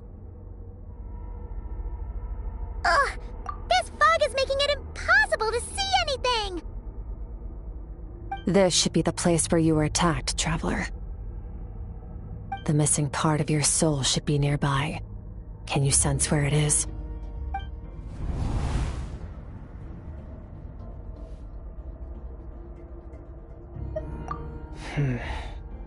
Our opponent must have covered his tracks just in case. Otherwise, you should have sensed it much more strongly. Hold on! Look! The spikes are back! Stay calm. Let's hold back a little. Give our enemy some wiggle room so we can see what we're dealing with. If you're too reckless, we might be playing right into his hands. Our enemy took part of your soul for a reason. It's likely he integrated it into his attack somehow. If we're smart about this, we can track it down.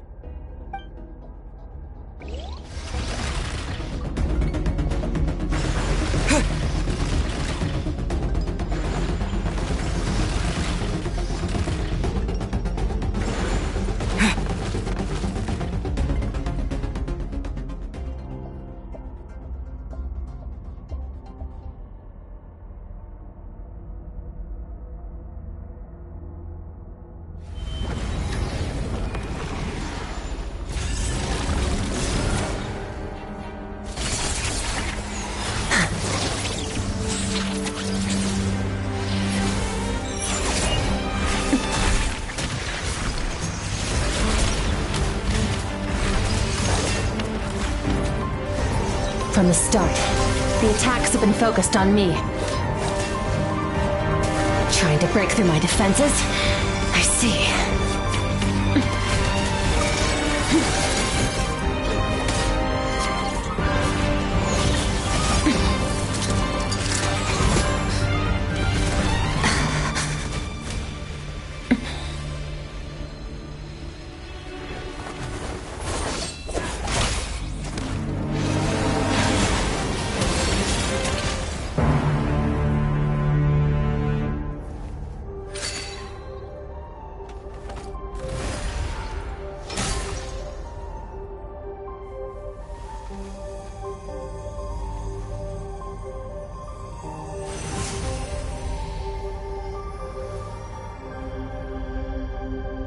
There. I got it back.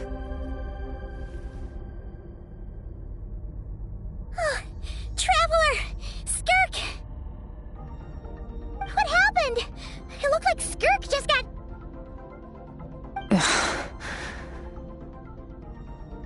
In the Grayley Plains, you asked me why this enemy chose you as his target. Now, the answer is clear. It's not just the fact that your strength is impressive. It's also because of your ability to, as you put it, purify abyssal power. Whatever that actually means. The fact is, that ability allowed him to do something that should have been completely impossible. Namely, break through my defenses and steal my power.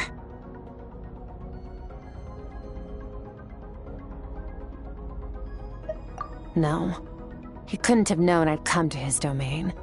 He only stole your soul fragment because he knew the value of its power. I doubt he expected it to come in handy so soon. Call it fate if you want. I believe that's the term they use in this world for arbitrary coincidences like this. In any case, it works to our advantage. Once I realized what he was using that power for, it gave me the chance to get back what you lost.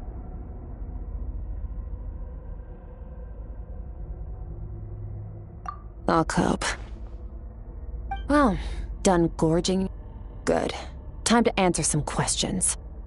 How did you get the power of the all-devouring narwhal? The all-devouring narwhal? Oh, of course! Paimon knew that spike thing looked familiar. It looks just like that narwhal's horn! I highly doubt you acquired that power through your own strength. Tell me I'm wrong. You're desperate enough to scour the land for god remains and whatever vestiges of power you can find. That alone proves you wouldn't be able to defeat a creature like that. Which leaves one possibility. You know my master, the Foul, Sertologi. The Foul? Who dares call him Foul? Sertologi.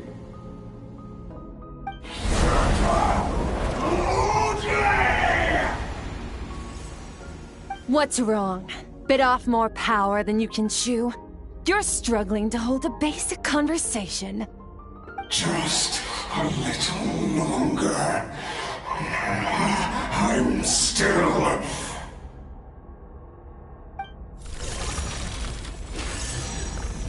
Look! It's back! Those obsessed with power will let it devour them before abandoning their pursuit. Keep calm and use reason to decide the best course of action.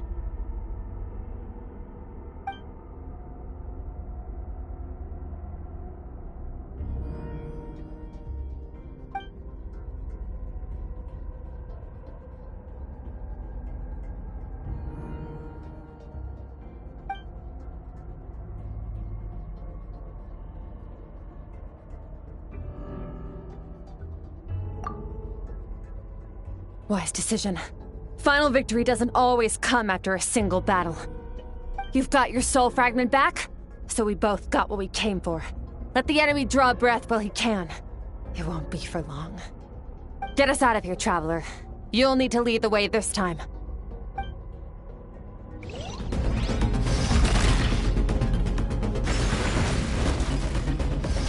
Skirk, is your shoulder gonna be okay? The wound is minor. It'll heal in no time. You should focus on getting out of here alive instead. Uh-oh! Falling spikes! Run!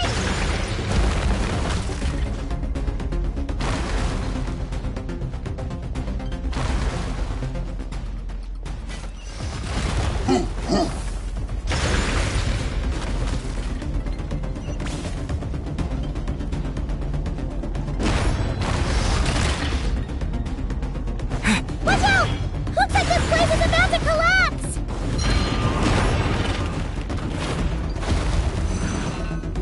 So, this guy's power has something to do with the all-devouring narwhal. Did you know that all along, Skirk? I had my suspicions. That's why I decided to investigate in the first place. But suspicions only get you so far. I needed to verify it for myself.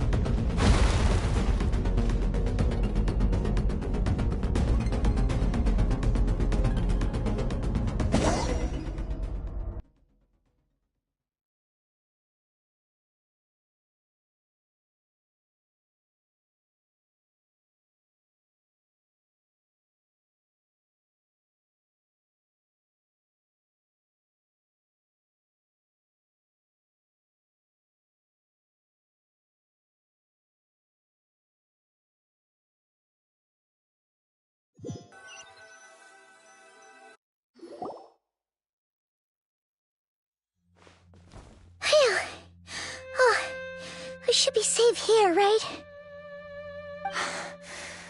I no longer sense his presence. Can't have followed us out of that abyssal domain. Weaklings like him will find that my power is not so easily controlled. He won't be leaving that place until he's managed to digest it. You seem surprised. I suppose that's fair. You've seen but a fraction of what that whale is capable of. That gaping maw could swallow a planet whole. It's called the all-devouring narwhal for a reason. Devouring is what it does best. It can extract power from anything, dead or alive, as long as it manages to make physical contact. Yeah. When we had our run-in with that thing, Neverlet mentioned that it has an instinct to devour. Your dragon friend recognized the nature of its abilities and used the power of Hydro to protect you. That worked because it was in a satiated state, so it was somewhat less aggressive than usual. It's a different story when it has no more power to feed off of. That's when its true voracious nature kicks in. It could devour everything on the planet in that state, which is why I cast it into that void space. But I hadn't counted on there being anyone left on this planet capable of wielding its power. To me, that says he must have encountered the whale a long time ago. Meaning, he must have known my master. Exactly. It told me everything I needed to know. Hence why I said we both got what we came for. And I believe that brings our transaction to an end. Now that you're whole again, you can get back to your own journey. I'll handle the rest of this situation myself. No way! We can't leave now! Something was stolen from you because of us! We have to help you get it back! This isn't my first taste of failure or losing power. When you fall, you get back up again and become stronger. That's how it is. But what if that monster finds you before you're all better? Plus, how are you gonna get home? It's not like you can just go swoosh and open a door to the abyss again. Not without your full strength. So, sticking with us for the time being doesn't sound so bad, does it? Fair enough.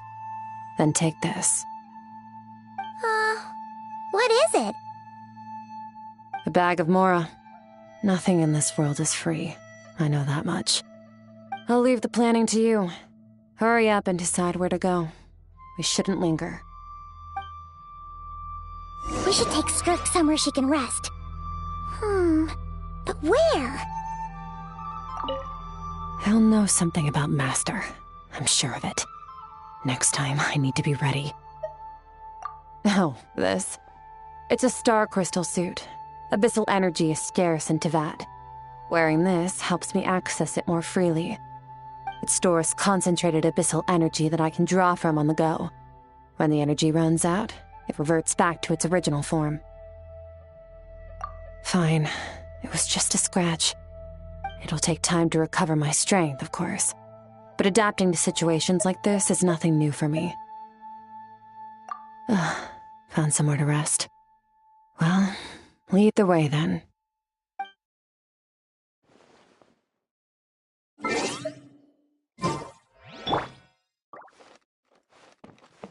gets the feeling Skirk wouldn't like being around a lot of people. Oh wait! Baizhu said we could rest in the back room of the pharmacy, didn't he? Let's head there!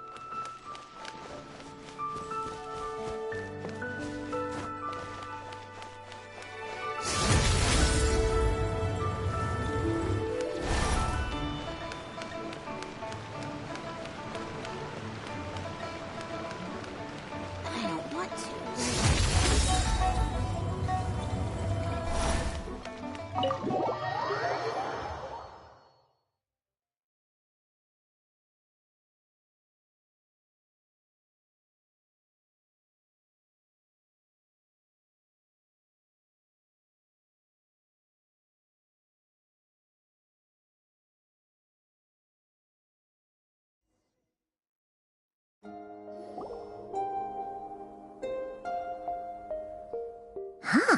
This bag from Skirk has a ton of Mora in it. Does she have a job or something? Wait, no. After what we saw at Wamin Restaurant, that seems impossible. Can you imagine? It would go something like... I'll be collecting my paycheck now, boss. Oh, sure thing. Wait, who are you? Have we met? Can't hold a job if you make everyone forget about you. So, what did she do to get all this Mora?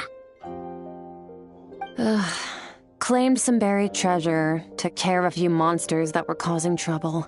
Nothing untoward. It's safe to use. Ah! You heard all that? A sonorous voice like yours is hard to miss. I wouldn't be surprised if the sound of it traveled to the nearest mountaintop. Then, did you by chance happen to hear Paimon's little, joke earlier? You mean when you called me Frosty the Lavender Melon? No, sorry.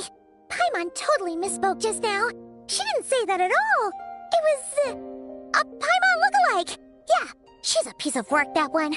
Always impersonating Paimon and giving people weird nicknames. Okay, fine. The truth is, Paimon didn't like you all that much at the start, but things are different now. You helped the Traveler in a big way, so... What do you say? Friends? I noticed there was only one bed. Go ahead and get some rest. Wait, what about you? I don't get tired, and I don't need rest. I'm going to practice my sword work. That should help me regain some strength. But your shoulder... Hey, don't just leave! Whatever. Let her tire herself out. She'll come back eventually. Let's get some sleep, Traveler. That comfy bed is calling, Paimon.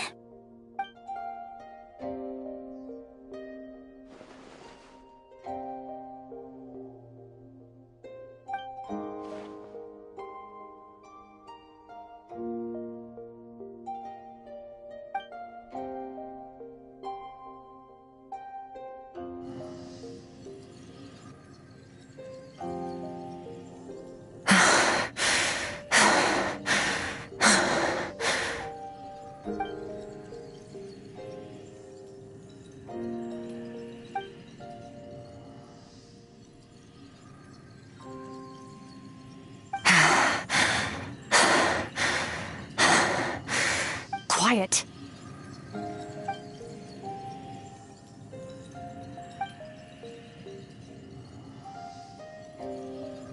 Do you even remember how many of us perished in that fire? How many bodies were left to rot on the scorched earth? Yet you alone live on. Keep your gaze fixed on your blade. You don't deserve to rest. Run, Skirk. Run! Only death awaits us here. Keep running, and don't ever look back.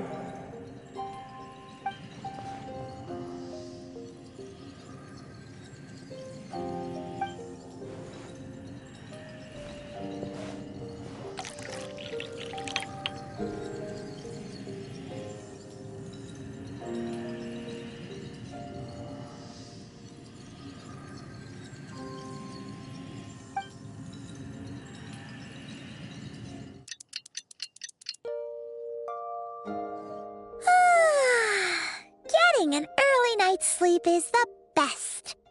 That bed was so comfy. Wait, Skirk? Have you been sitting out here the whole night? The bed's all yours if you want it. About 60%, maybe 70. Whew! Paimon thought it would take at least a couple of days. That was fast. No, not fast enough. That's 20% less than last time. Same training regimen, same intensity. Nothing felt different, but somehow the outcome fell short. No, I think the problem's with me. I need to meditate for the next 2 days. Deep introspection should help me find the issue.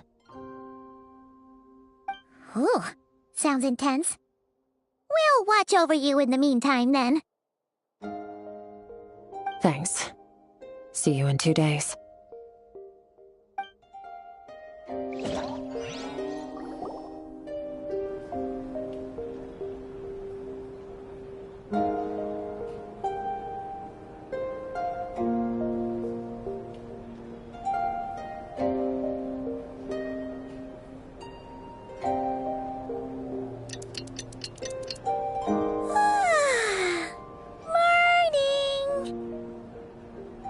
Skirk is still meditating, huh? It's been 2 days already. Shouldn't she be awake by now? Paimon can't think of anything we can do to help. Oh, wait! Breakfast! That's it! Paimon will go get breakfast! Skirk is gonna be starving when she wakes up. Be right back.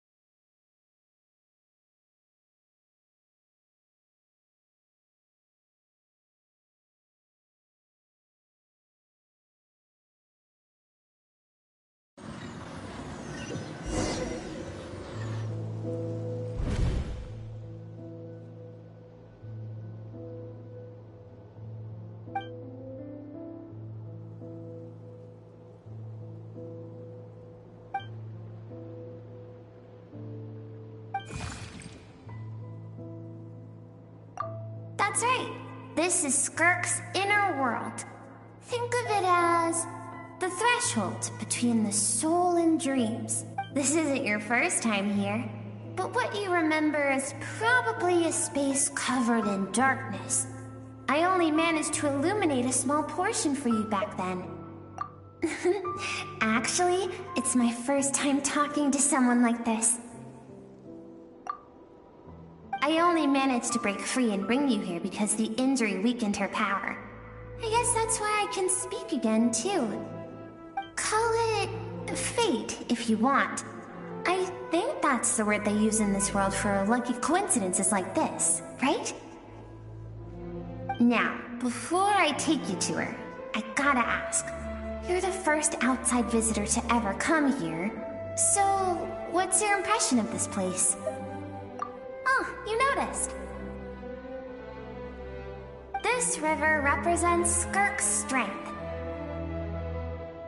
Strength accumulates over time. It is the summation of a person's lived experience. So this river is where all the fragments of Skirk's life should converge into a single stream of memories and emotions, flowing forward as one. But, as you can see, this river has been severed numerous times. It's because Skirk doesn't like who she was in the past. And all she sees reflected in the river is a disgraceful shadow of who she was. She cuts through water and rock with the sword of reason, severs her connection with the past, and begins anew. You must learn to shut out all the pointless emotion. Crush the self that makes you weak, and become master over your This isn't my first taste of failure or losing power. When you fall, you get back up again and become stronger. That's how it is.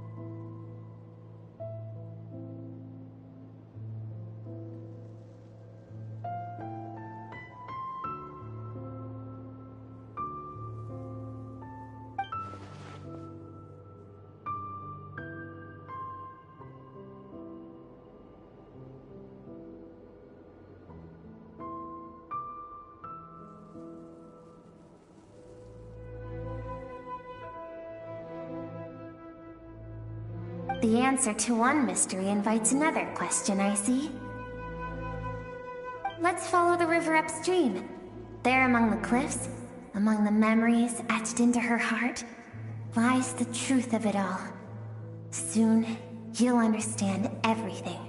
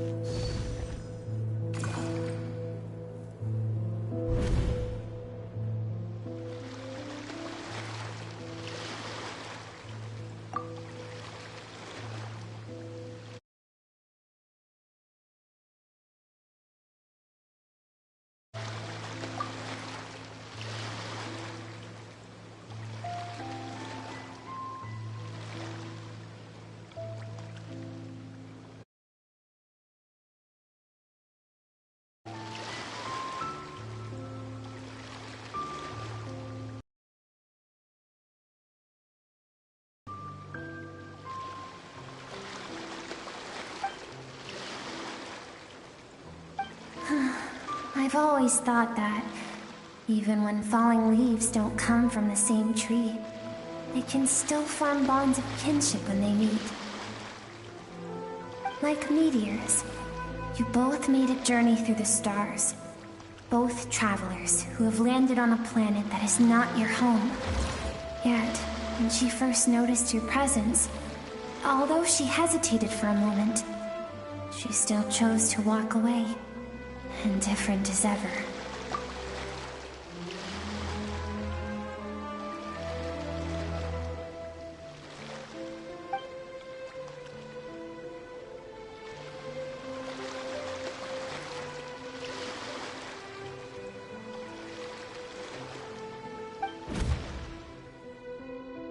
Seems like you've answered your own question. Skirk sees herself as a trespasser in this world. She's made a conscious choice to avoid altering its path. But the reason for that decision stems from events much earlier on in her life. Let's keep going. It's still a long way to the source of the river.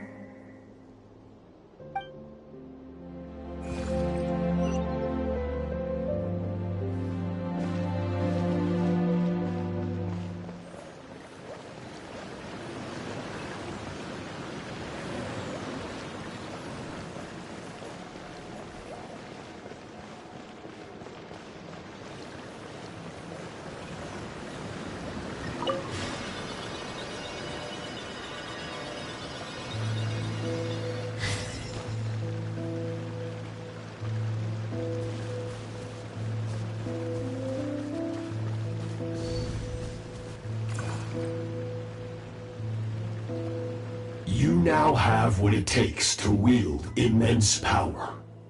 From this day forth, I shall teach you no more. No one can become a worthy warrior through imitation alone. I have given you fangs and claws. Now,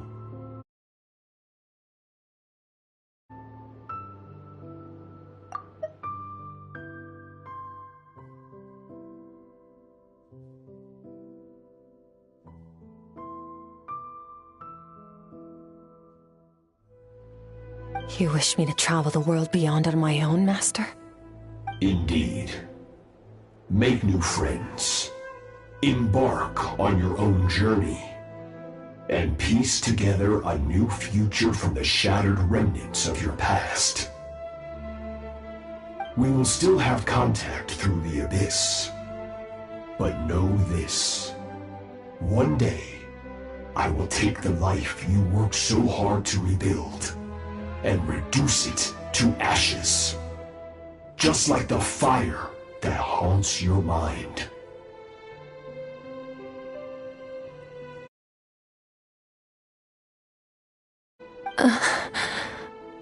Why do you do that? I have told you before, fear is the catalyst for human evolution. You have tasted loss. You have known fear, so deep it can be felt in the bones. But as living beings, we all have an instinct to detach from that which harms us. And thus pain dampens over time, and the acrid taste of fear becomes but a distant memory. Yet now, I have bestowed upon you the gift of fear eternal. It will drown you in the nightmare of your childhood, or it shall drive you to defeat me, whatever the cost.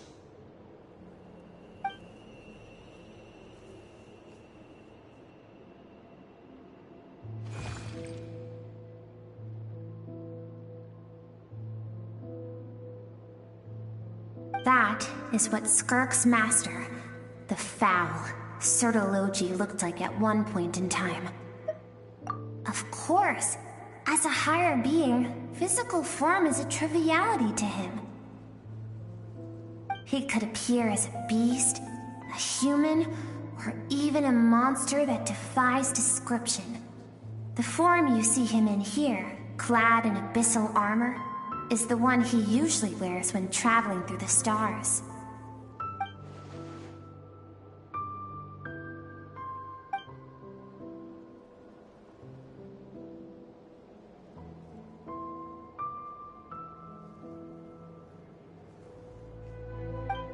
For certain reasons, I need to bridge the power gap between me and my master as quickly as possible. But first, I need to understand the source of his strength. To do that, I need to follow in his footsteps, walk the path he once walked, and somewhere along the way, I'll find out how to defeat him. That is my sole focus and purpose.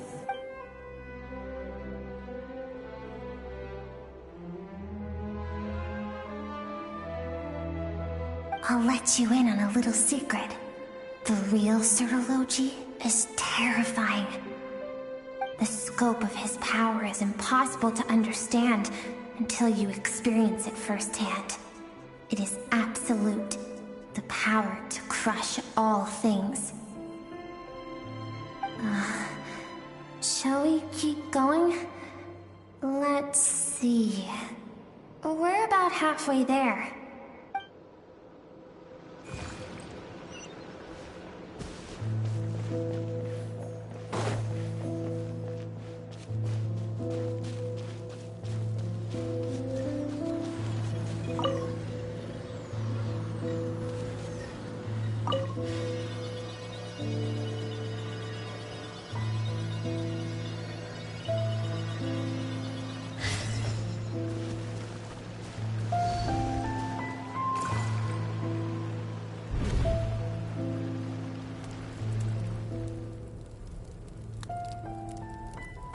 We've made it quite a ways already.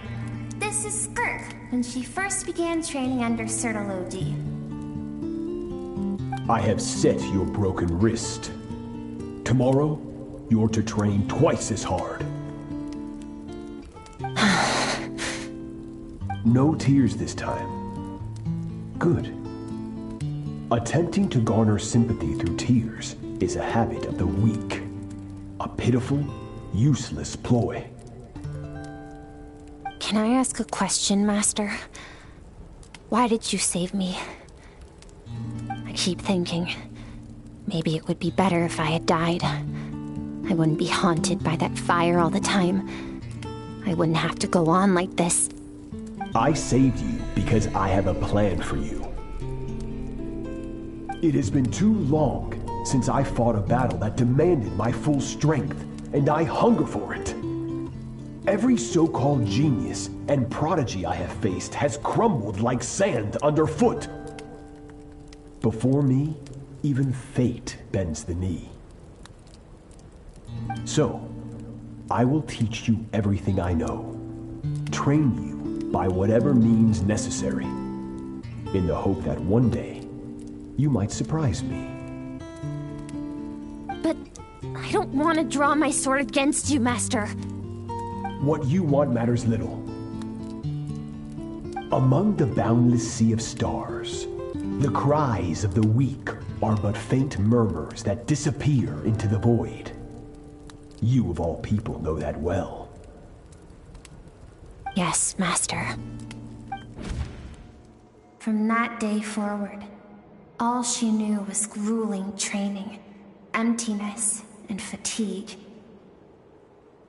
After some time, her talent bloomed, and she gained control over her emotions, like her master. How should I put it? It was not that human emotion disappeared from her heart, but that reason came to dictate all she was allowed to feel. I suppose it was at this point that she became the Skirk you know today.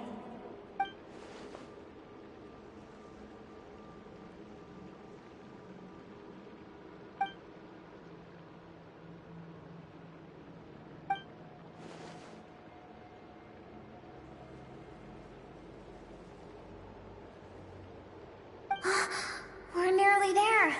I almost don't want to reach the end. Well, shall we?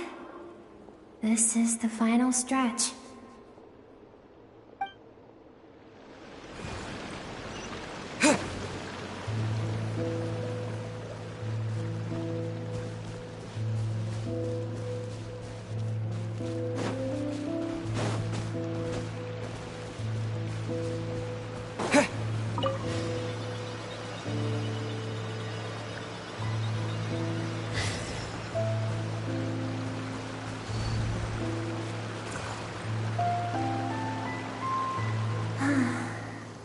These are Skirk's happiest memories.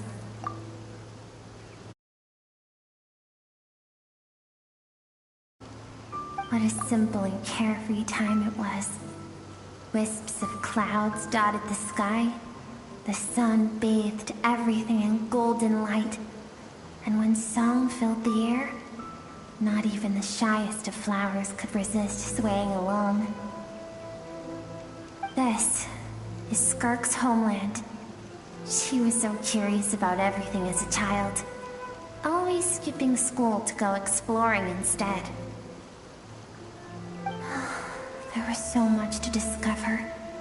The treasures at the bottom of the sea, the secrets beyond the stars, and that merchant ship packed with adults wearing those strange clothes. Yes, the ship. That was the beginning of the end. It was a spaceship. When it arrived, the people that disembarked wore smiles on their faces and spoke of friendship. They claimed to be merchants from a neighboring planet, looking to establish trade. Skirk's parents, her relatives, her neighbors, everyone welcomed the newcomers with open arms and allowed them to explore the planet. To them, the visitors were guests and should be treated with hospitality. No one had any idea of what was to come. Several months later, an army of unknown origin arrived without warning and carried out a ruthless campaign to destroy everything and everyone on the planet. Skirk had skipped school that day, like so many times before, so she was not caught in the immediate wave of destruction. But when she came home that day, only fire and ruin awaited her. Countless people cried out to her for help. People she knew and loved. Friends and relatives. The little girl who lived next door. The shop owner with the bad leg. The bad-tempered teacher she had made fun of just that morning.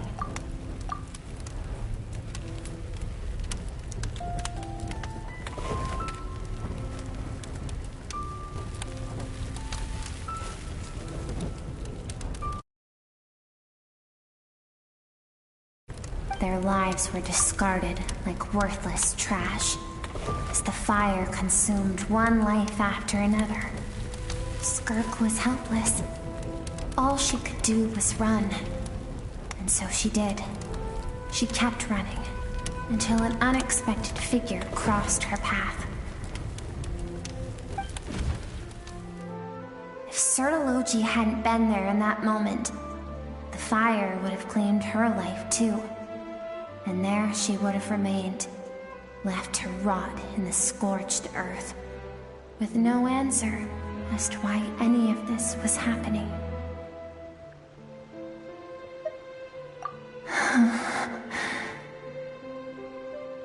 Because she and her people were seen as a threat. As the initial merchant ship explored the planet, they discovered that it hadn't always had the condition to support life. Yet there was evidence of human activity, even during the periods of extreme heat or cold in the past. Further research revealed that, over time, the people of this planet had evolved the ability to adapt to any type of environment or energy source. For that reason, the outsiders viewed them as a potential threat, and decided to eliminate them before the threat could rear its head. And so, the army was called, and the so-called danger was wiped from the face of the planet. Senseless, isn't it? Deemed a threat because of a gift they didn't even know they had. Perhaps it was their own innocence and kindness that doomed them. But in the end, that was lost to the blaze as well. If those with power get to decide good and evil, then all you can trust in is the sword in your hand And so, before death could claim her, she ran. She ran and never stopped.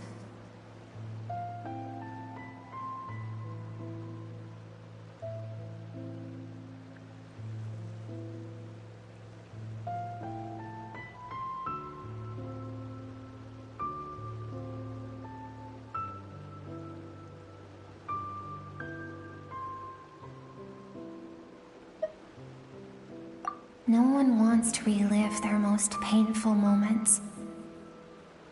Well, that brings us to the end of the story. This is as far as we can go.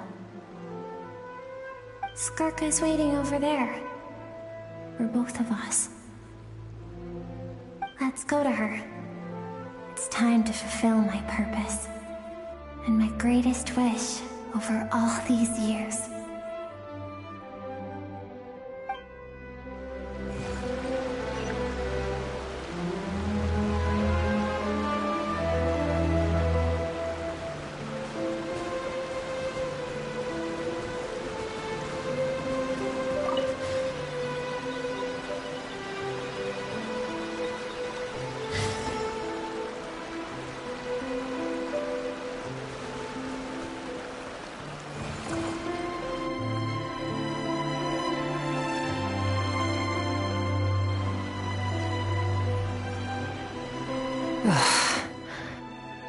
So all this, just so you could bring him here.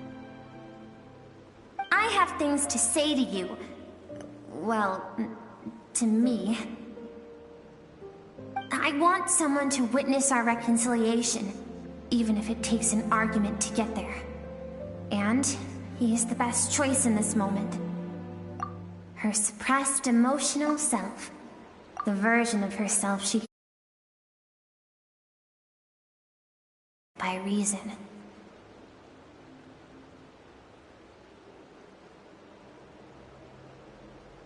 All those rejected impulses, those discarded aspects of your past selves, they are a part of me now. I am who you used to be. Someone you have refused to face for too long. So, I came to face you instead. You're wrong.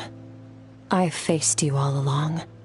And that's exactly why I keep you locked here. Your existence makes me weak. Moments of joy and longing are when we are most vulnerable. Don't forget, it was a penchant for goodness over reason that doomed our homeland in the first place. The vastness of the universe renders everything insignificant. Our feelings most of all. Even so, learning from the mistakes of the past doesn't have to mean erasing everything.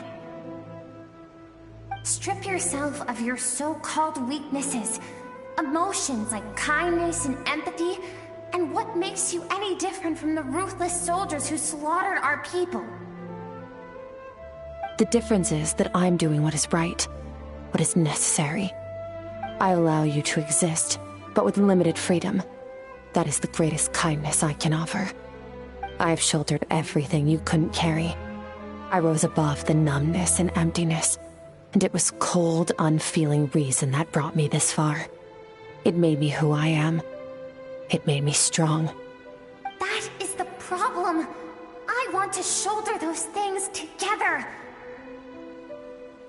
On the grand scale of the entire universe, maybe our feelings are vanishingly small, but why should that mean they don't matter? Emotion gives warmth to the cold expanse of space. It gives meaning to the world around us.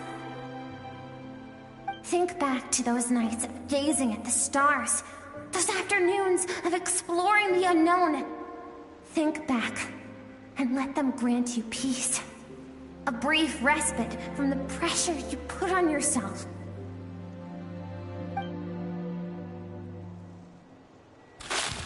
That isn't what we need. It's exactly what we need.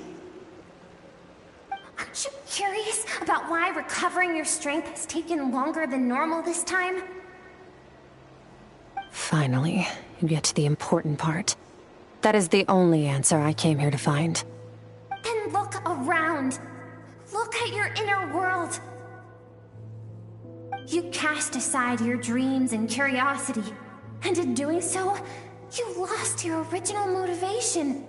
You severed all connection to who you used to be, so you can no longer draw strength from your past. Now, the only things driving you forward are fear and survivor's guilt. But these cannot take you far enough. And so, this river, the source of your strength, grows more polluted by the day. And you think that means I should seek help from a weak little thing like you?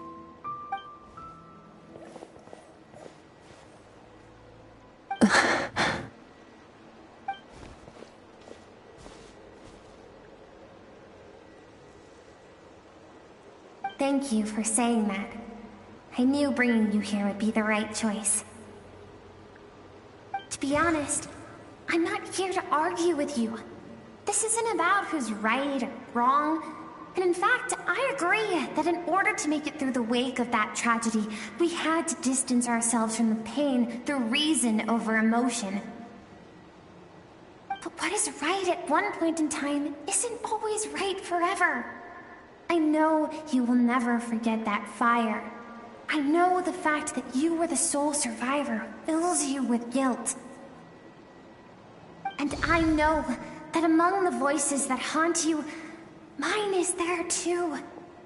Because deep down, you know that you didn't turn out to be the person you wanted to be. All those unfulfilled hopes are like knives to the heart.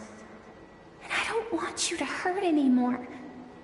So even if you can't accept me, I hope, at least, that you can let go.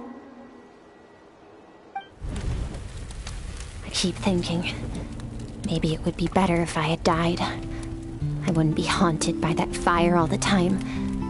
I wouldn't have to go on like this.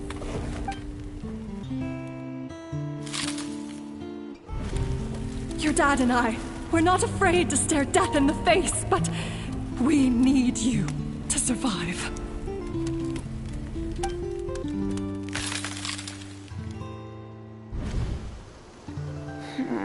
I'm sick of being a kid. There's so many amazing things out there, and I'm ready to see them all.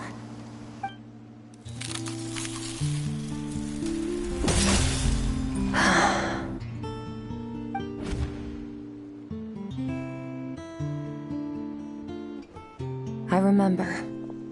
There was a song Mom and Dad always sang when we went out to fetch water. Dancing water. The sand along your path is begging for your song and movement. Will you carry this burden with you on your journey? I am not the dancing water, and you are not the burdensome sand. But if this is your wish, then I will carry you with me until the end. Thank you. I should be thanking you.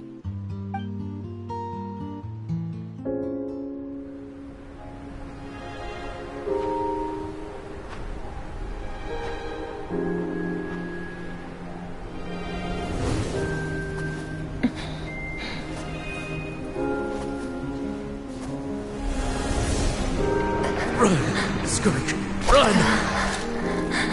Remember, leave no one alive! Heed my words, Skirk. Let fear take root in your soul. Did you survive? Why was it only you? Skirk, did you become a positive light in this world?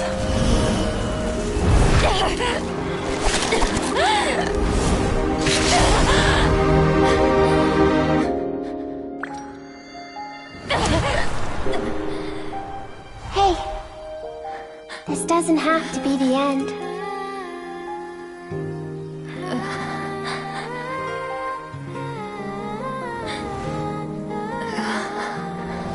Life is a gift. Don't let darkness claim it.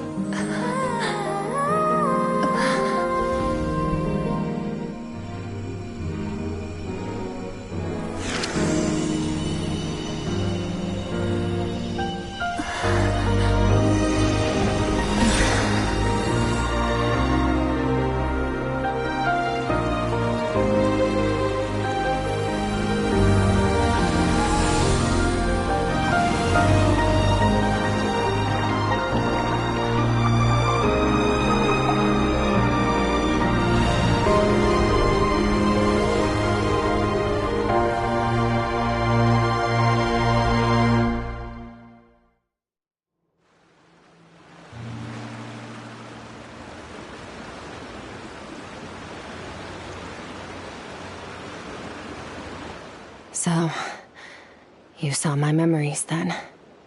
I once asked my master if survival of the strongest was the law of the universe. He said no. But in a world without order, those with no moral boundaries tend to be the ones who survive. That's why, after hearing his answer, an idea came to mind. An idea that, one day, I would create a new world order. One in which there would never be another tragedy like that fire. One in which power was not the law of the land. But that means I must defeat him. Because my master, Sertologi, is, at the core, a defier of all rules and order. Yes, and not just because of the gap in our abilities, but also because I have no reason to see him as an enemy. Although his decision to train me was not made out of kindness, he did everything a master should. He saved my life, taught me the sword and the principles of strength. And for that, I respect him. I know, and it's not something I want. But Master never goes back on his word. I have to treat everything he says as a promise. He's no longer in Tavad, but he sends me messages through the Abyss every now and then. Most of them are simple greetings, or an answer to one of my questions.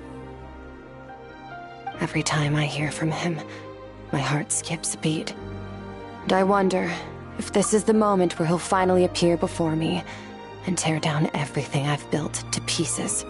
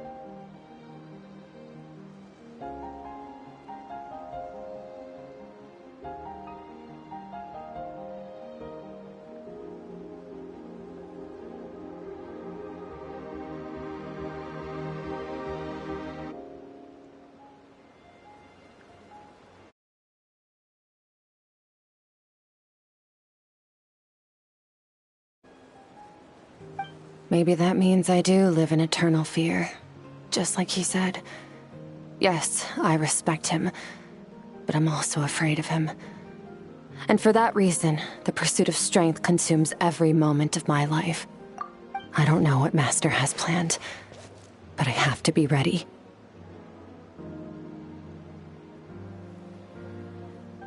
Help me?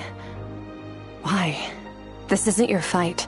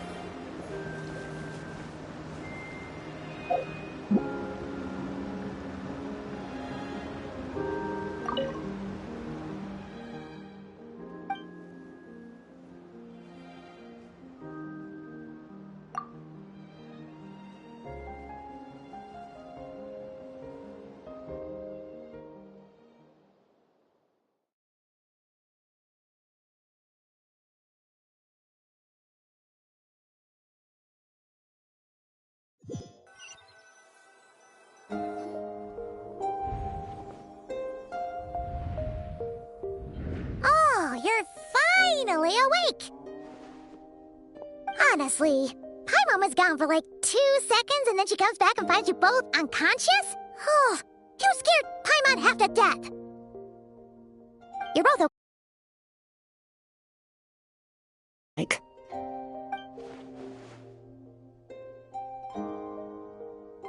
only water from the source can cleanse the rot and filth that flows from the past into the future.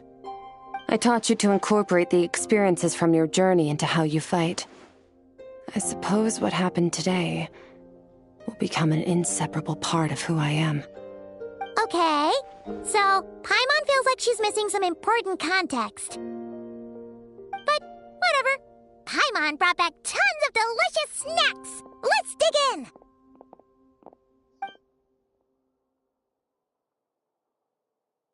All right, it's about time we finished what we started. We're gonna deal with this thief for good, right?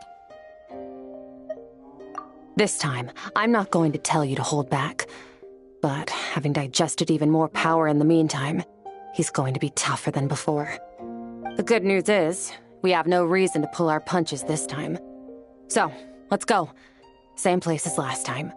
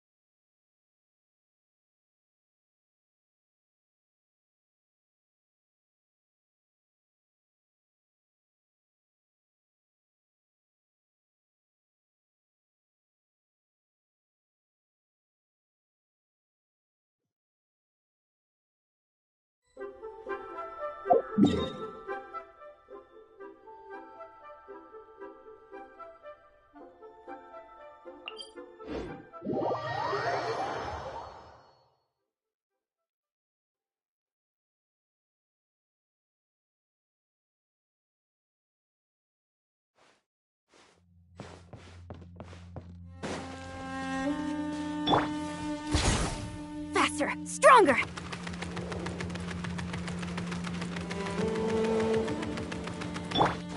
Fearless!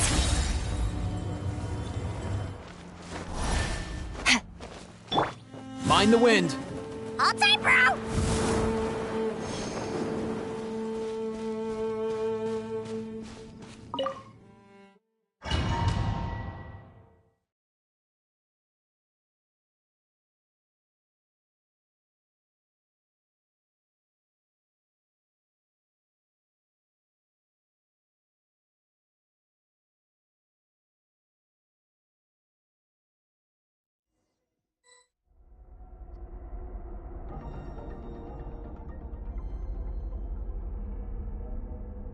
The fog is gone! Wait, isn't that the form the all-devouring narwhal changed into? How come he knows that, too?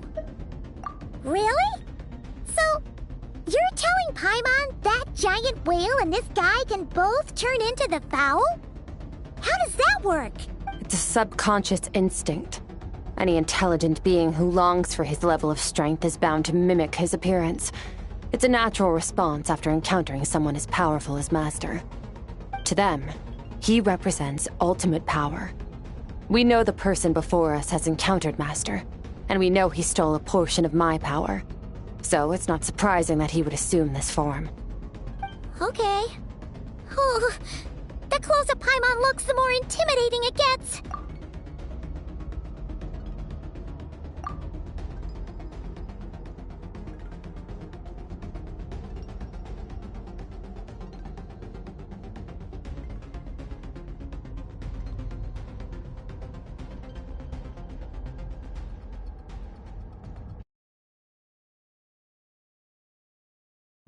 Nervalette isn't here this time, so it's up to us. He won't have the nerve to steal again after we're done with him. Let's teach this guy a lesson.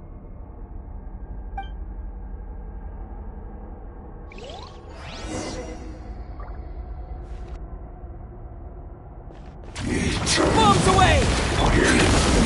Another star goes out! Shit!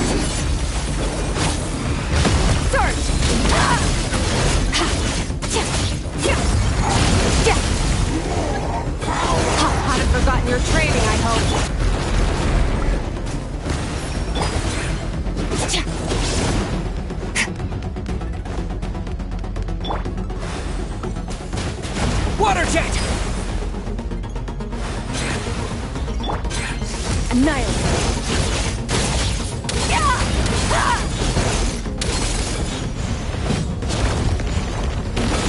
Mine to wield.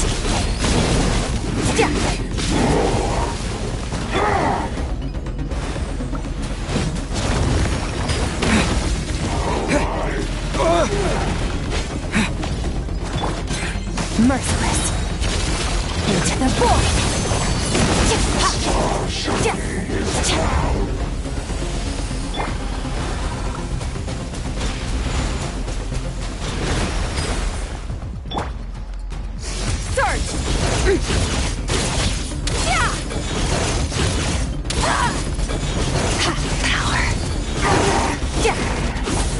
Future beyond this world. Go!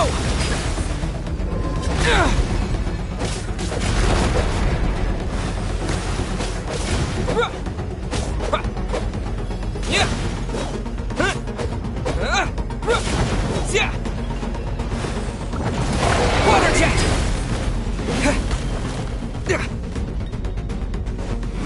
Water jet! Extinguished!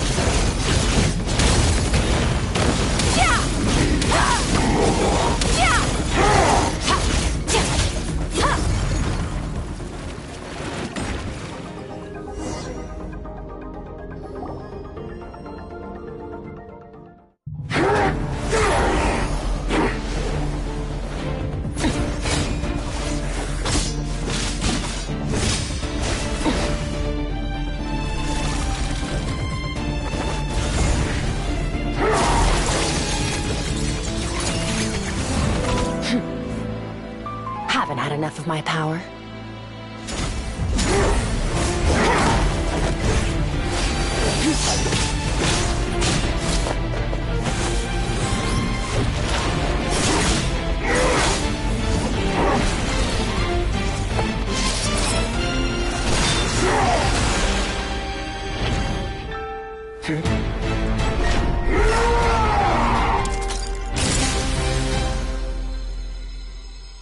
Well then, let's see how much more of this power you can handle.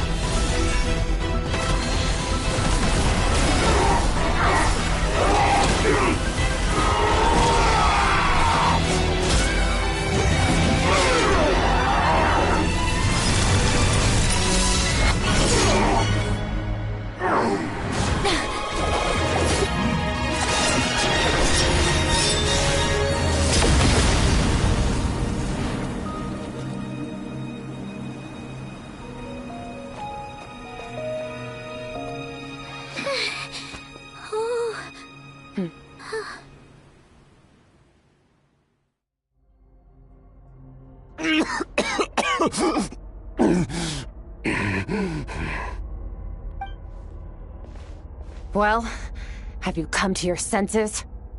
You saw that my body was at its limit. So, you deliberately channeled your power into me, knowing that it would destroy my shell from within. Such power. Such keen battle instincts. So you must be... Skirk, Sertologi's disciple. How long has it been? How long has he been away from Tevat? Hundreds of years. Hundreds?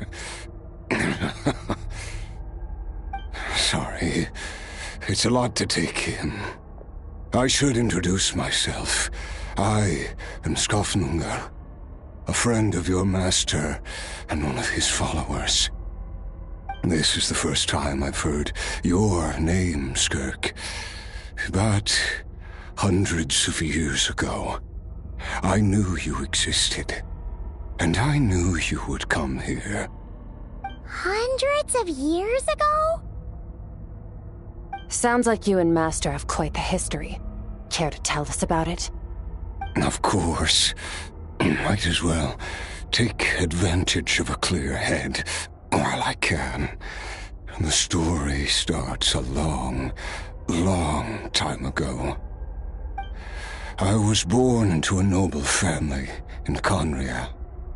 As the eldest son, I was set to inherit our title. But I contracted an incurable illness as a child, and everyone gave up on me. I trained the sword harder than anyone else, defeated all of my peers. But it was all in vain. When other people looked at me, all I saw in their eyes was pity or a strange glee in my misfortune. Even my parents were just waiting for me to die. Over time, my heart hardened, and I became aimless. That was the point where I met your master, Sir Taloji. We were similar in age, but different in background. He was born in prison, the son of criminals who had been sentenced to death. He spent his childhood wandering the streets, facing more criticism than the literary works in the Universitas Magistrorum. Yet, he always wore a smile on his face, as if kindness and malice were one and the same, and he could not see the difference. I still remember what he said to me when we first met. You need to fight to survive. Even if it's a losing battle, it should light a fire under you. How can you sit back like this and go down without a fight? That does sound like something he would say. He was the first to acknowledge that I was worth something, and he inspired me to keep going. When we sparred together, it was the first time I'd actually felt the thrill of combat. When I was 10, he stole forbidden research materials and managed to cure my illness. It was like there was nothing in this world he couldn't accomplish. When it came to the human form, he was always intent on pushing the boundaries of possibility. But somewhere along the way, I fell behind. My talents were nothing compared to his, and at some point, I realized he had pulled so far ahead, I was too embarrassed to even ask him to spar. After his grand endeavor was successful, he sought me out and said to me, "This planet no longer holds anything of interest to me, so I'm leaving. But first, I have an offer. I can use a power I have just refined to break the curse of immortality for you."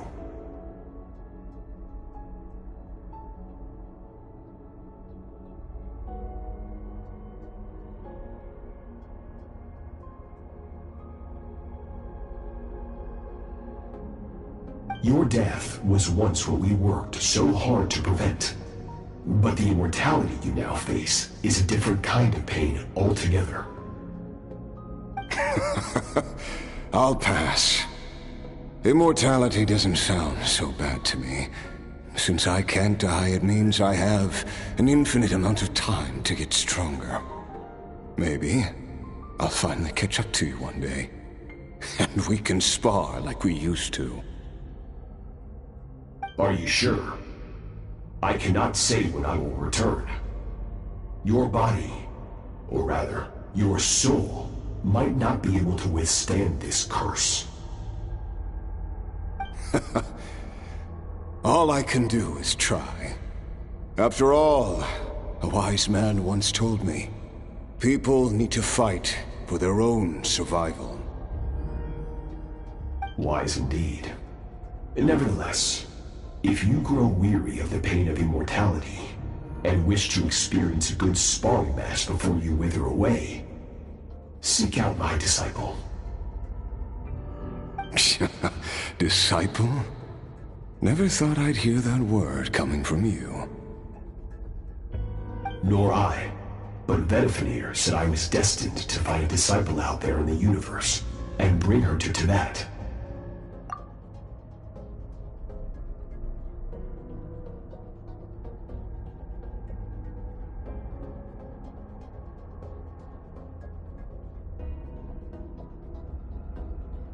You know as well as I, Vedifenir's prophecies are never wrong. Huh. Well, now I'm curious about who this disciple of yours will be. All Vedifenir said was that one day, the stars shall bow in her honor. Sounds pretty impressive. Of course. Only the most outstanding people would have the right to become my disciple. Still self-assured as ever, I see. But you're not wrong. I'll be leaving then. Oh, and if you are serious about getting stronger, I left you a little gift in the primordial sea. As I've said before, walk whatever path you want. Freedom means even the wicked get to make their own choices. Waiting for me in the primordial sea was the all-devouring narwhal, already beaten into submission by Sertologi. In its weakened state, I was able to cut off part of its flesh and sew it into my own heart. Your heart? That sounds like torture! How did you even Because, of course, I bear the curse of immortality. So, you used the curse to turn yourself into a vessel for power. Even with that whale's ability, devouring power like that is not something the human body can withstand. With your body and soul constantly at the breaking point, it was the curse of immortality that sustained you.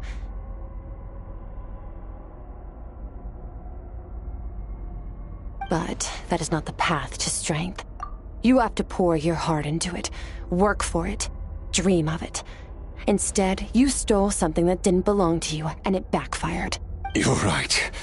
I should have known better, but I had already pushed myself to my limits, and he was still miles ahead of me. So I had to take a leap of faith. I miss your master. I miss the days when we were all together, troublemakers without a home. I don't regret the choice I made.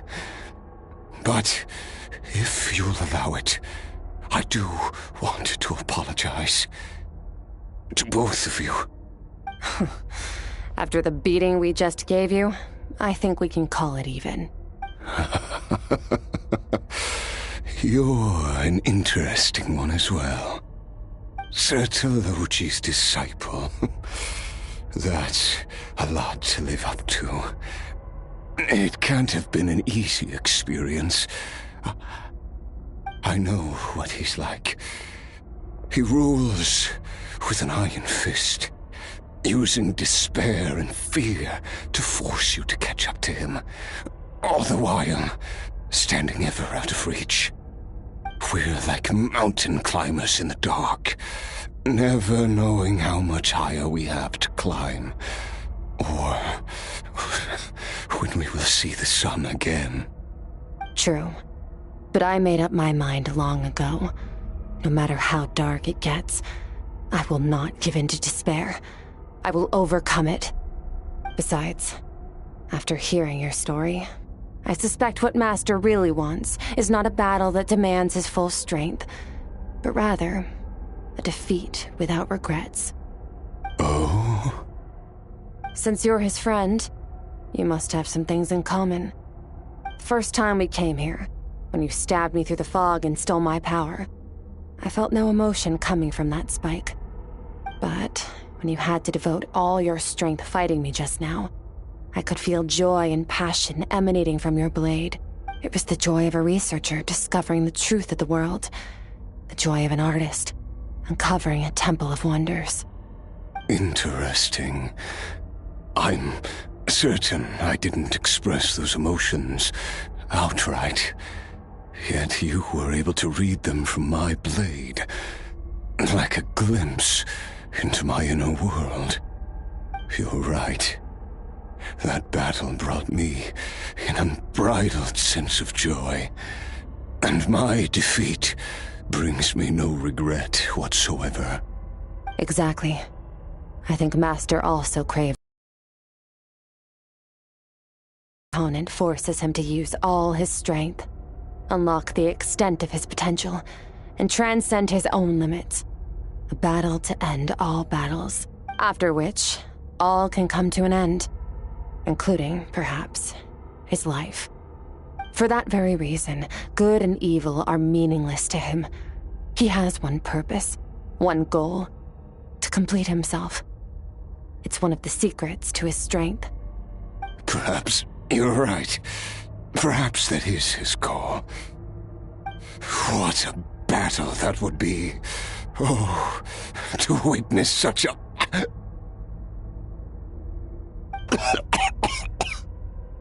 you okay? Too many different kinds of power are surging through my body. The curse of immortality allows it all to coexist, but it does not remove the pain. I won't be able to hold on to my sanity for much longer. What a shame. I would have loved to witness that battle. Sertologi once offered to free me from this curse. Now, I must ask that of you, Skirk. Can you release me from the pain? I can, but not through death, if that's what you were hoping for. It's not a suitable punishment for your crime. As an alternative, I can take your consciousness, along with all the power you've consumed, and smash it to pieces. The impurities will dissipate, and under the curse of immortality, your mind and body will regenerate. When that process is complete, you will be back to who you were before, no longer tortured by powers you can't control. But it will be a time-consuming and painful process. The decision is yours to make. I accept. And who knows? Perhaps I'll wake up in time to witness your great battle with Sertologi. I have faith that you'll be able to stand against him one day. Though I know it'll be a long and arduous road. If we are climbers in the dark, it appears the dawn has finally broken for me. But your ascent continues. At least, it looks like you are not alone on your journey. I will reach the top of this mountain, no matter what it takes. And you, Skofnunger, will be my witness at the end of all things. Whew, that's finally over. Let's get out of here. Huh, at least we don't have to make a mad dash for the exit like last time.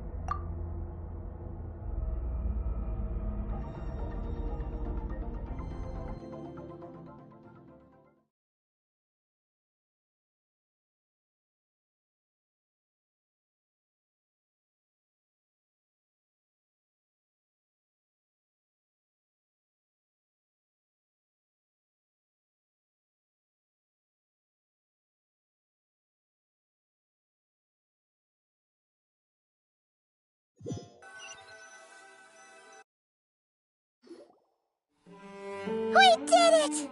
Oh, it's only been a few days, but it feels like forever. Once again, we've proved there's nothing we can't overcome. We're just that awesome! Wow, you sound even more confident than usual. Guess you really have become stronger. Today sure went by fast. It's night already. Oh wait, that reminds Paimon. The stars you mentioned, the ones that died out, are they back now? Yes. The power Skirk stole has been returned. So, the stars have regained their light. Great! Huh, it's crazy that you even noticed their light was gone. There are so many stars in the sky. If a few disappeared, Paimon definitely wouldn't be able to tell. I suppose it's because I have gazed upon this sky for centuries. The false stars, hanging in the meticulously planned sky, glittering with rotten light. It's not real. And yet, it is for that very reason that I can look upon it and enjoy the momentary peace it brings. Even the most beautiful of bubbles has to burst. We will return to the real universe one day, whether of our own volition or not. Time marches ever forward. Even the innocent and naive will taste life's bitterness.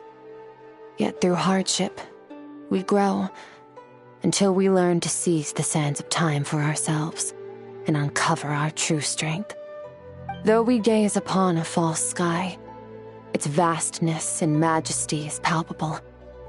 One can only wonder, what is it going to take for kindness to reign supreme in the vast expanse of the universe? Ugh, this is all going over Paimon's head. But if she knows one thing, it's that the Traveler always finds a way. Ever since we met, he has filled Paimon's days with happiness.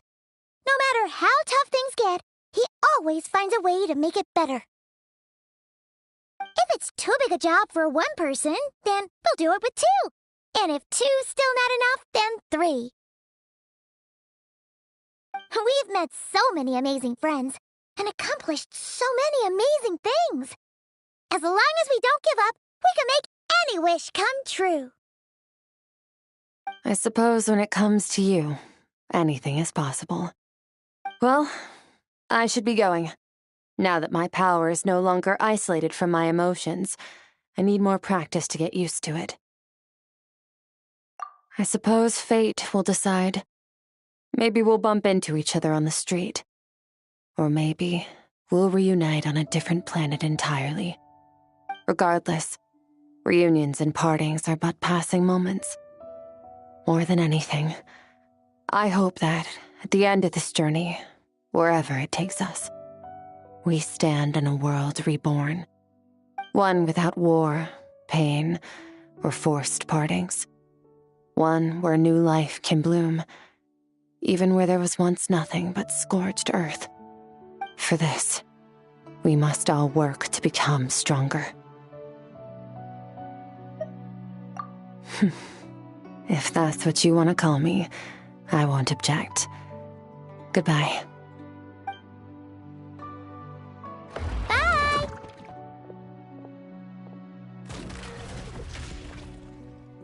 Is it just Paimon, or is she being nicer than before? We definitely count as friends after all that, don't you think? Hey, what do you think about camping here tonight? There's nothing quite like sleeping under the stars. Come tomorrow, we can continue our journey. Oh, and since Paimon treated you to that super nice meal at Wanmin Restaurant, it's about time you returned the favor.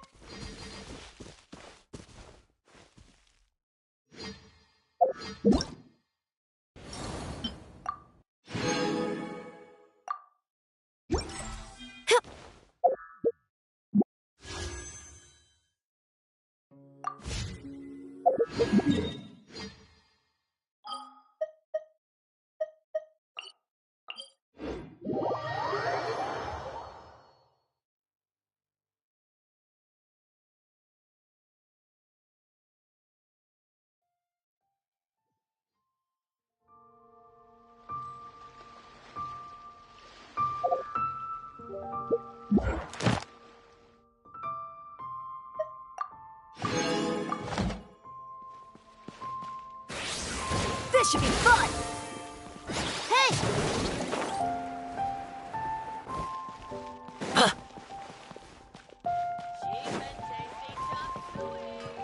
Ad Astra Abyssal.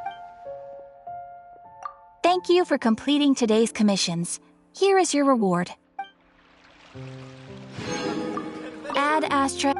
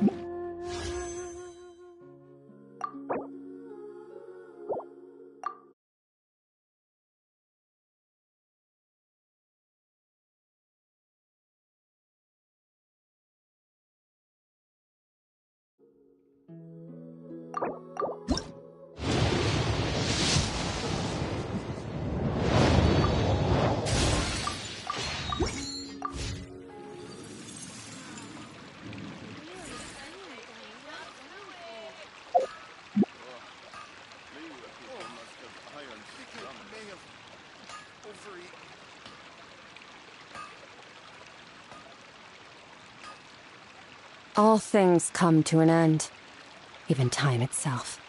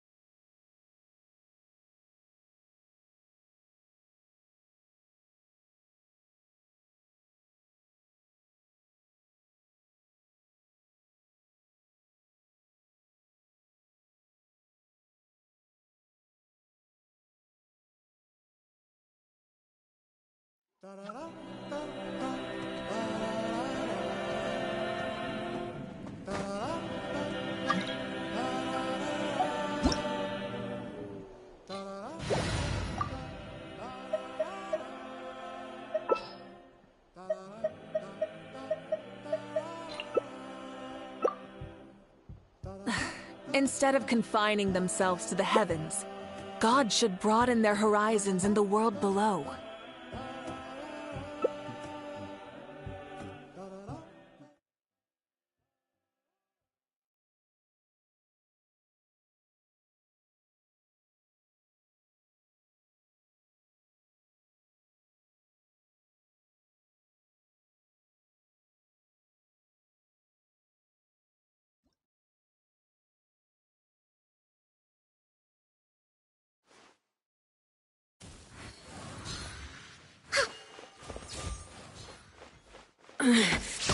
The mortal plane.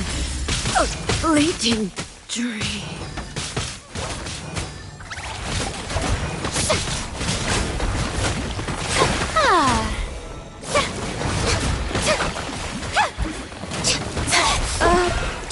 try to rush your enemy.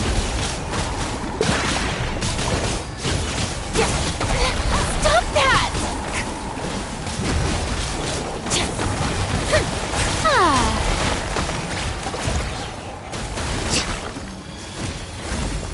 Rex Lapis, I am sorry.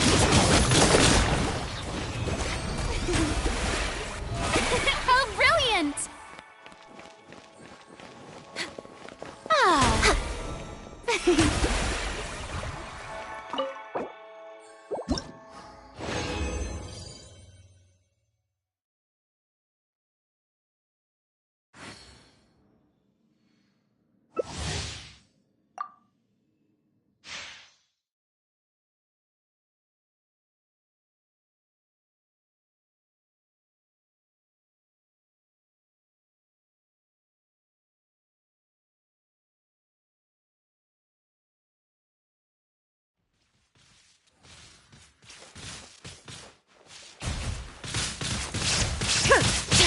Let the world come alive!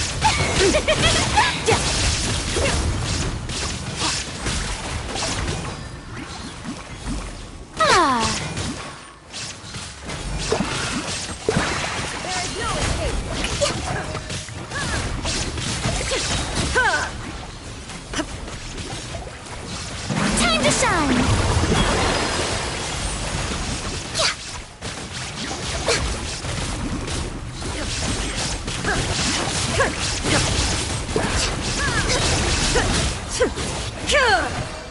Shine down. We're way behind.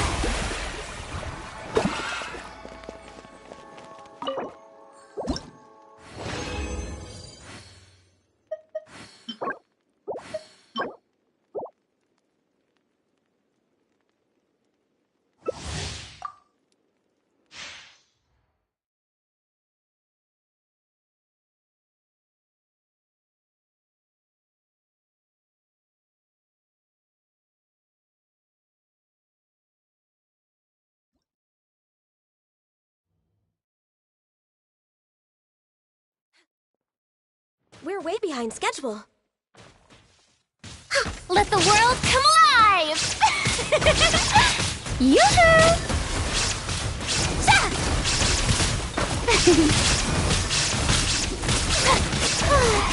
Inazuma shines eternal! Illusion shattered!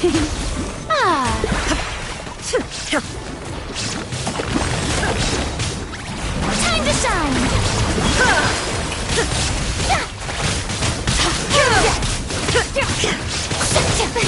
Now ye shall perish!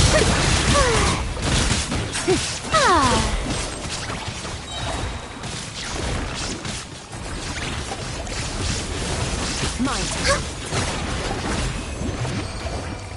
Shower me with praise!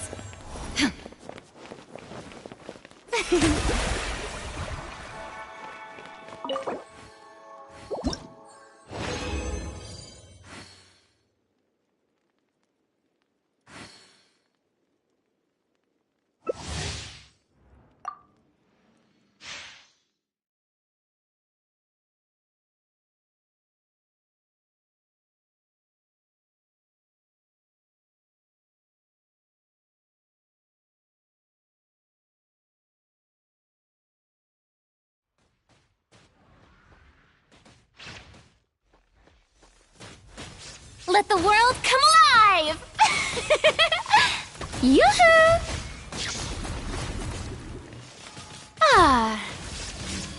Sword power.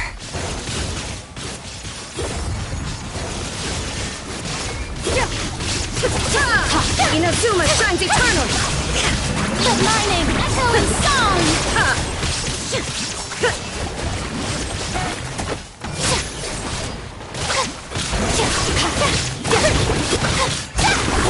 All hail! Shower me with praise!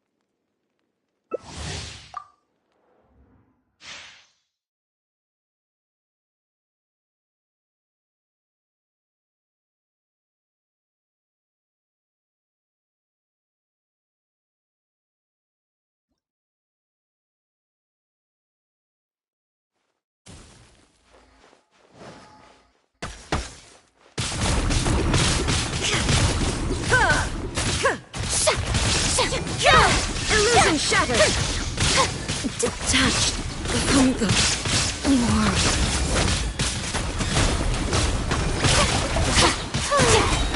Time to shine! Shower me with praise! My contract goes unfulfilled. Watch yourself.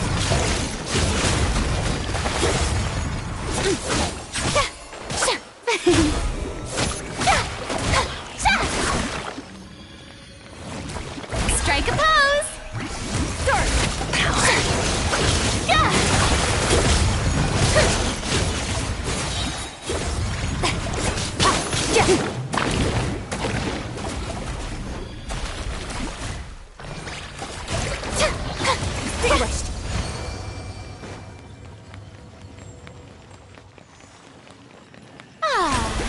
May I present?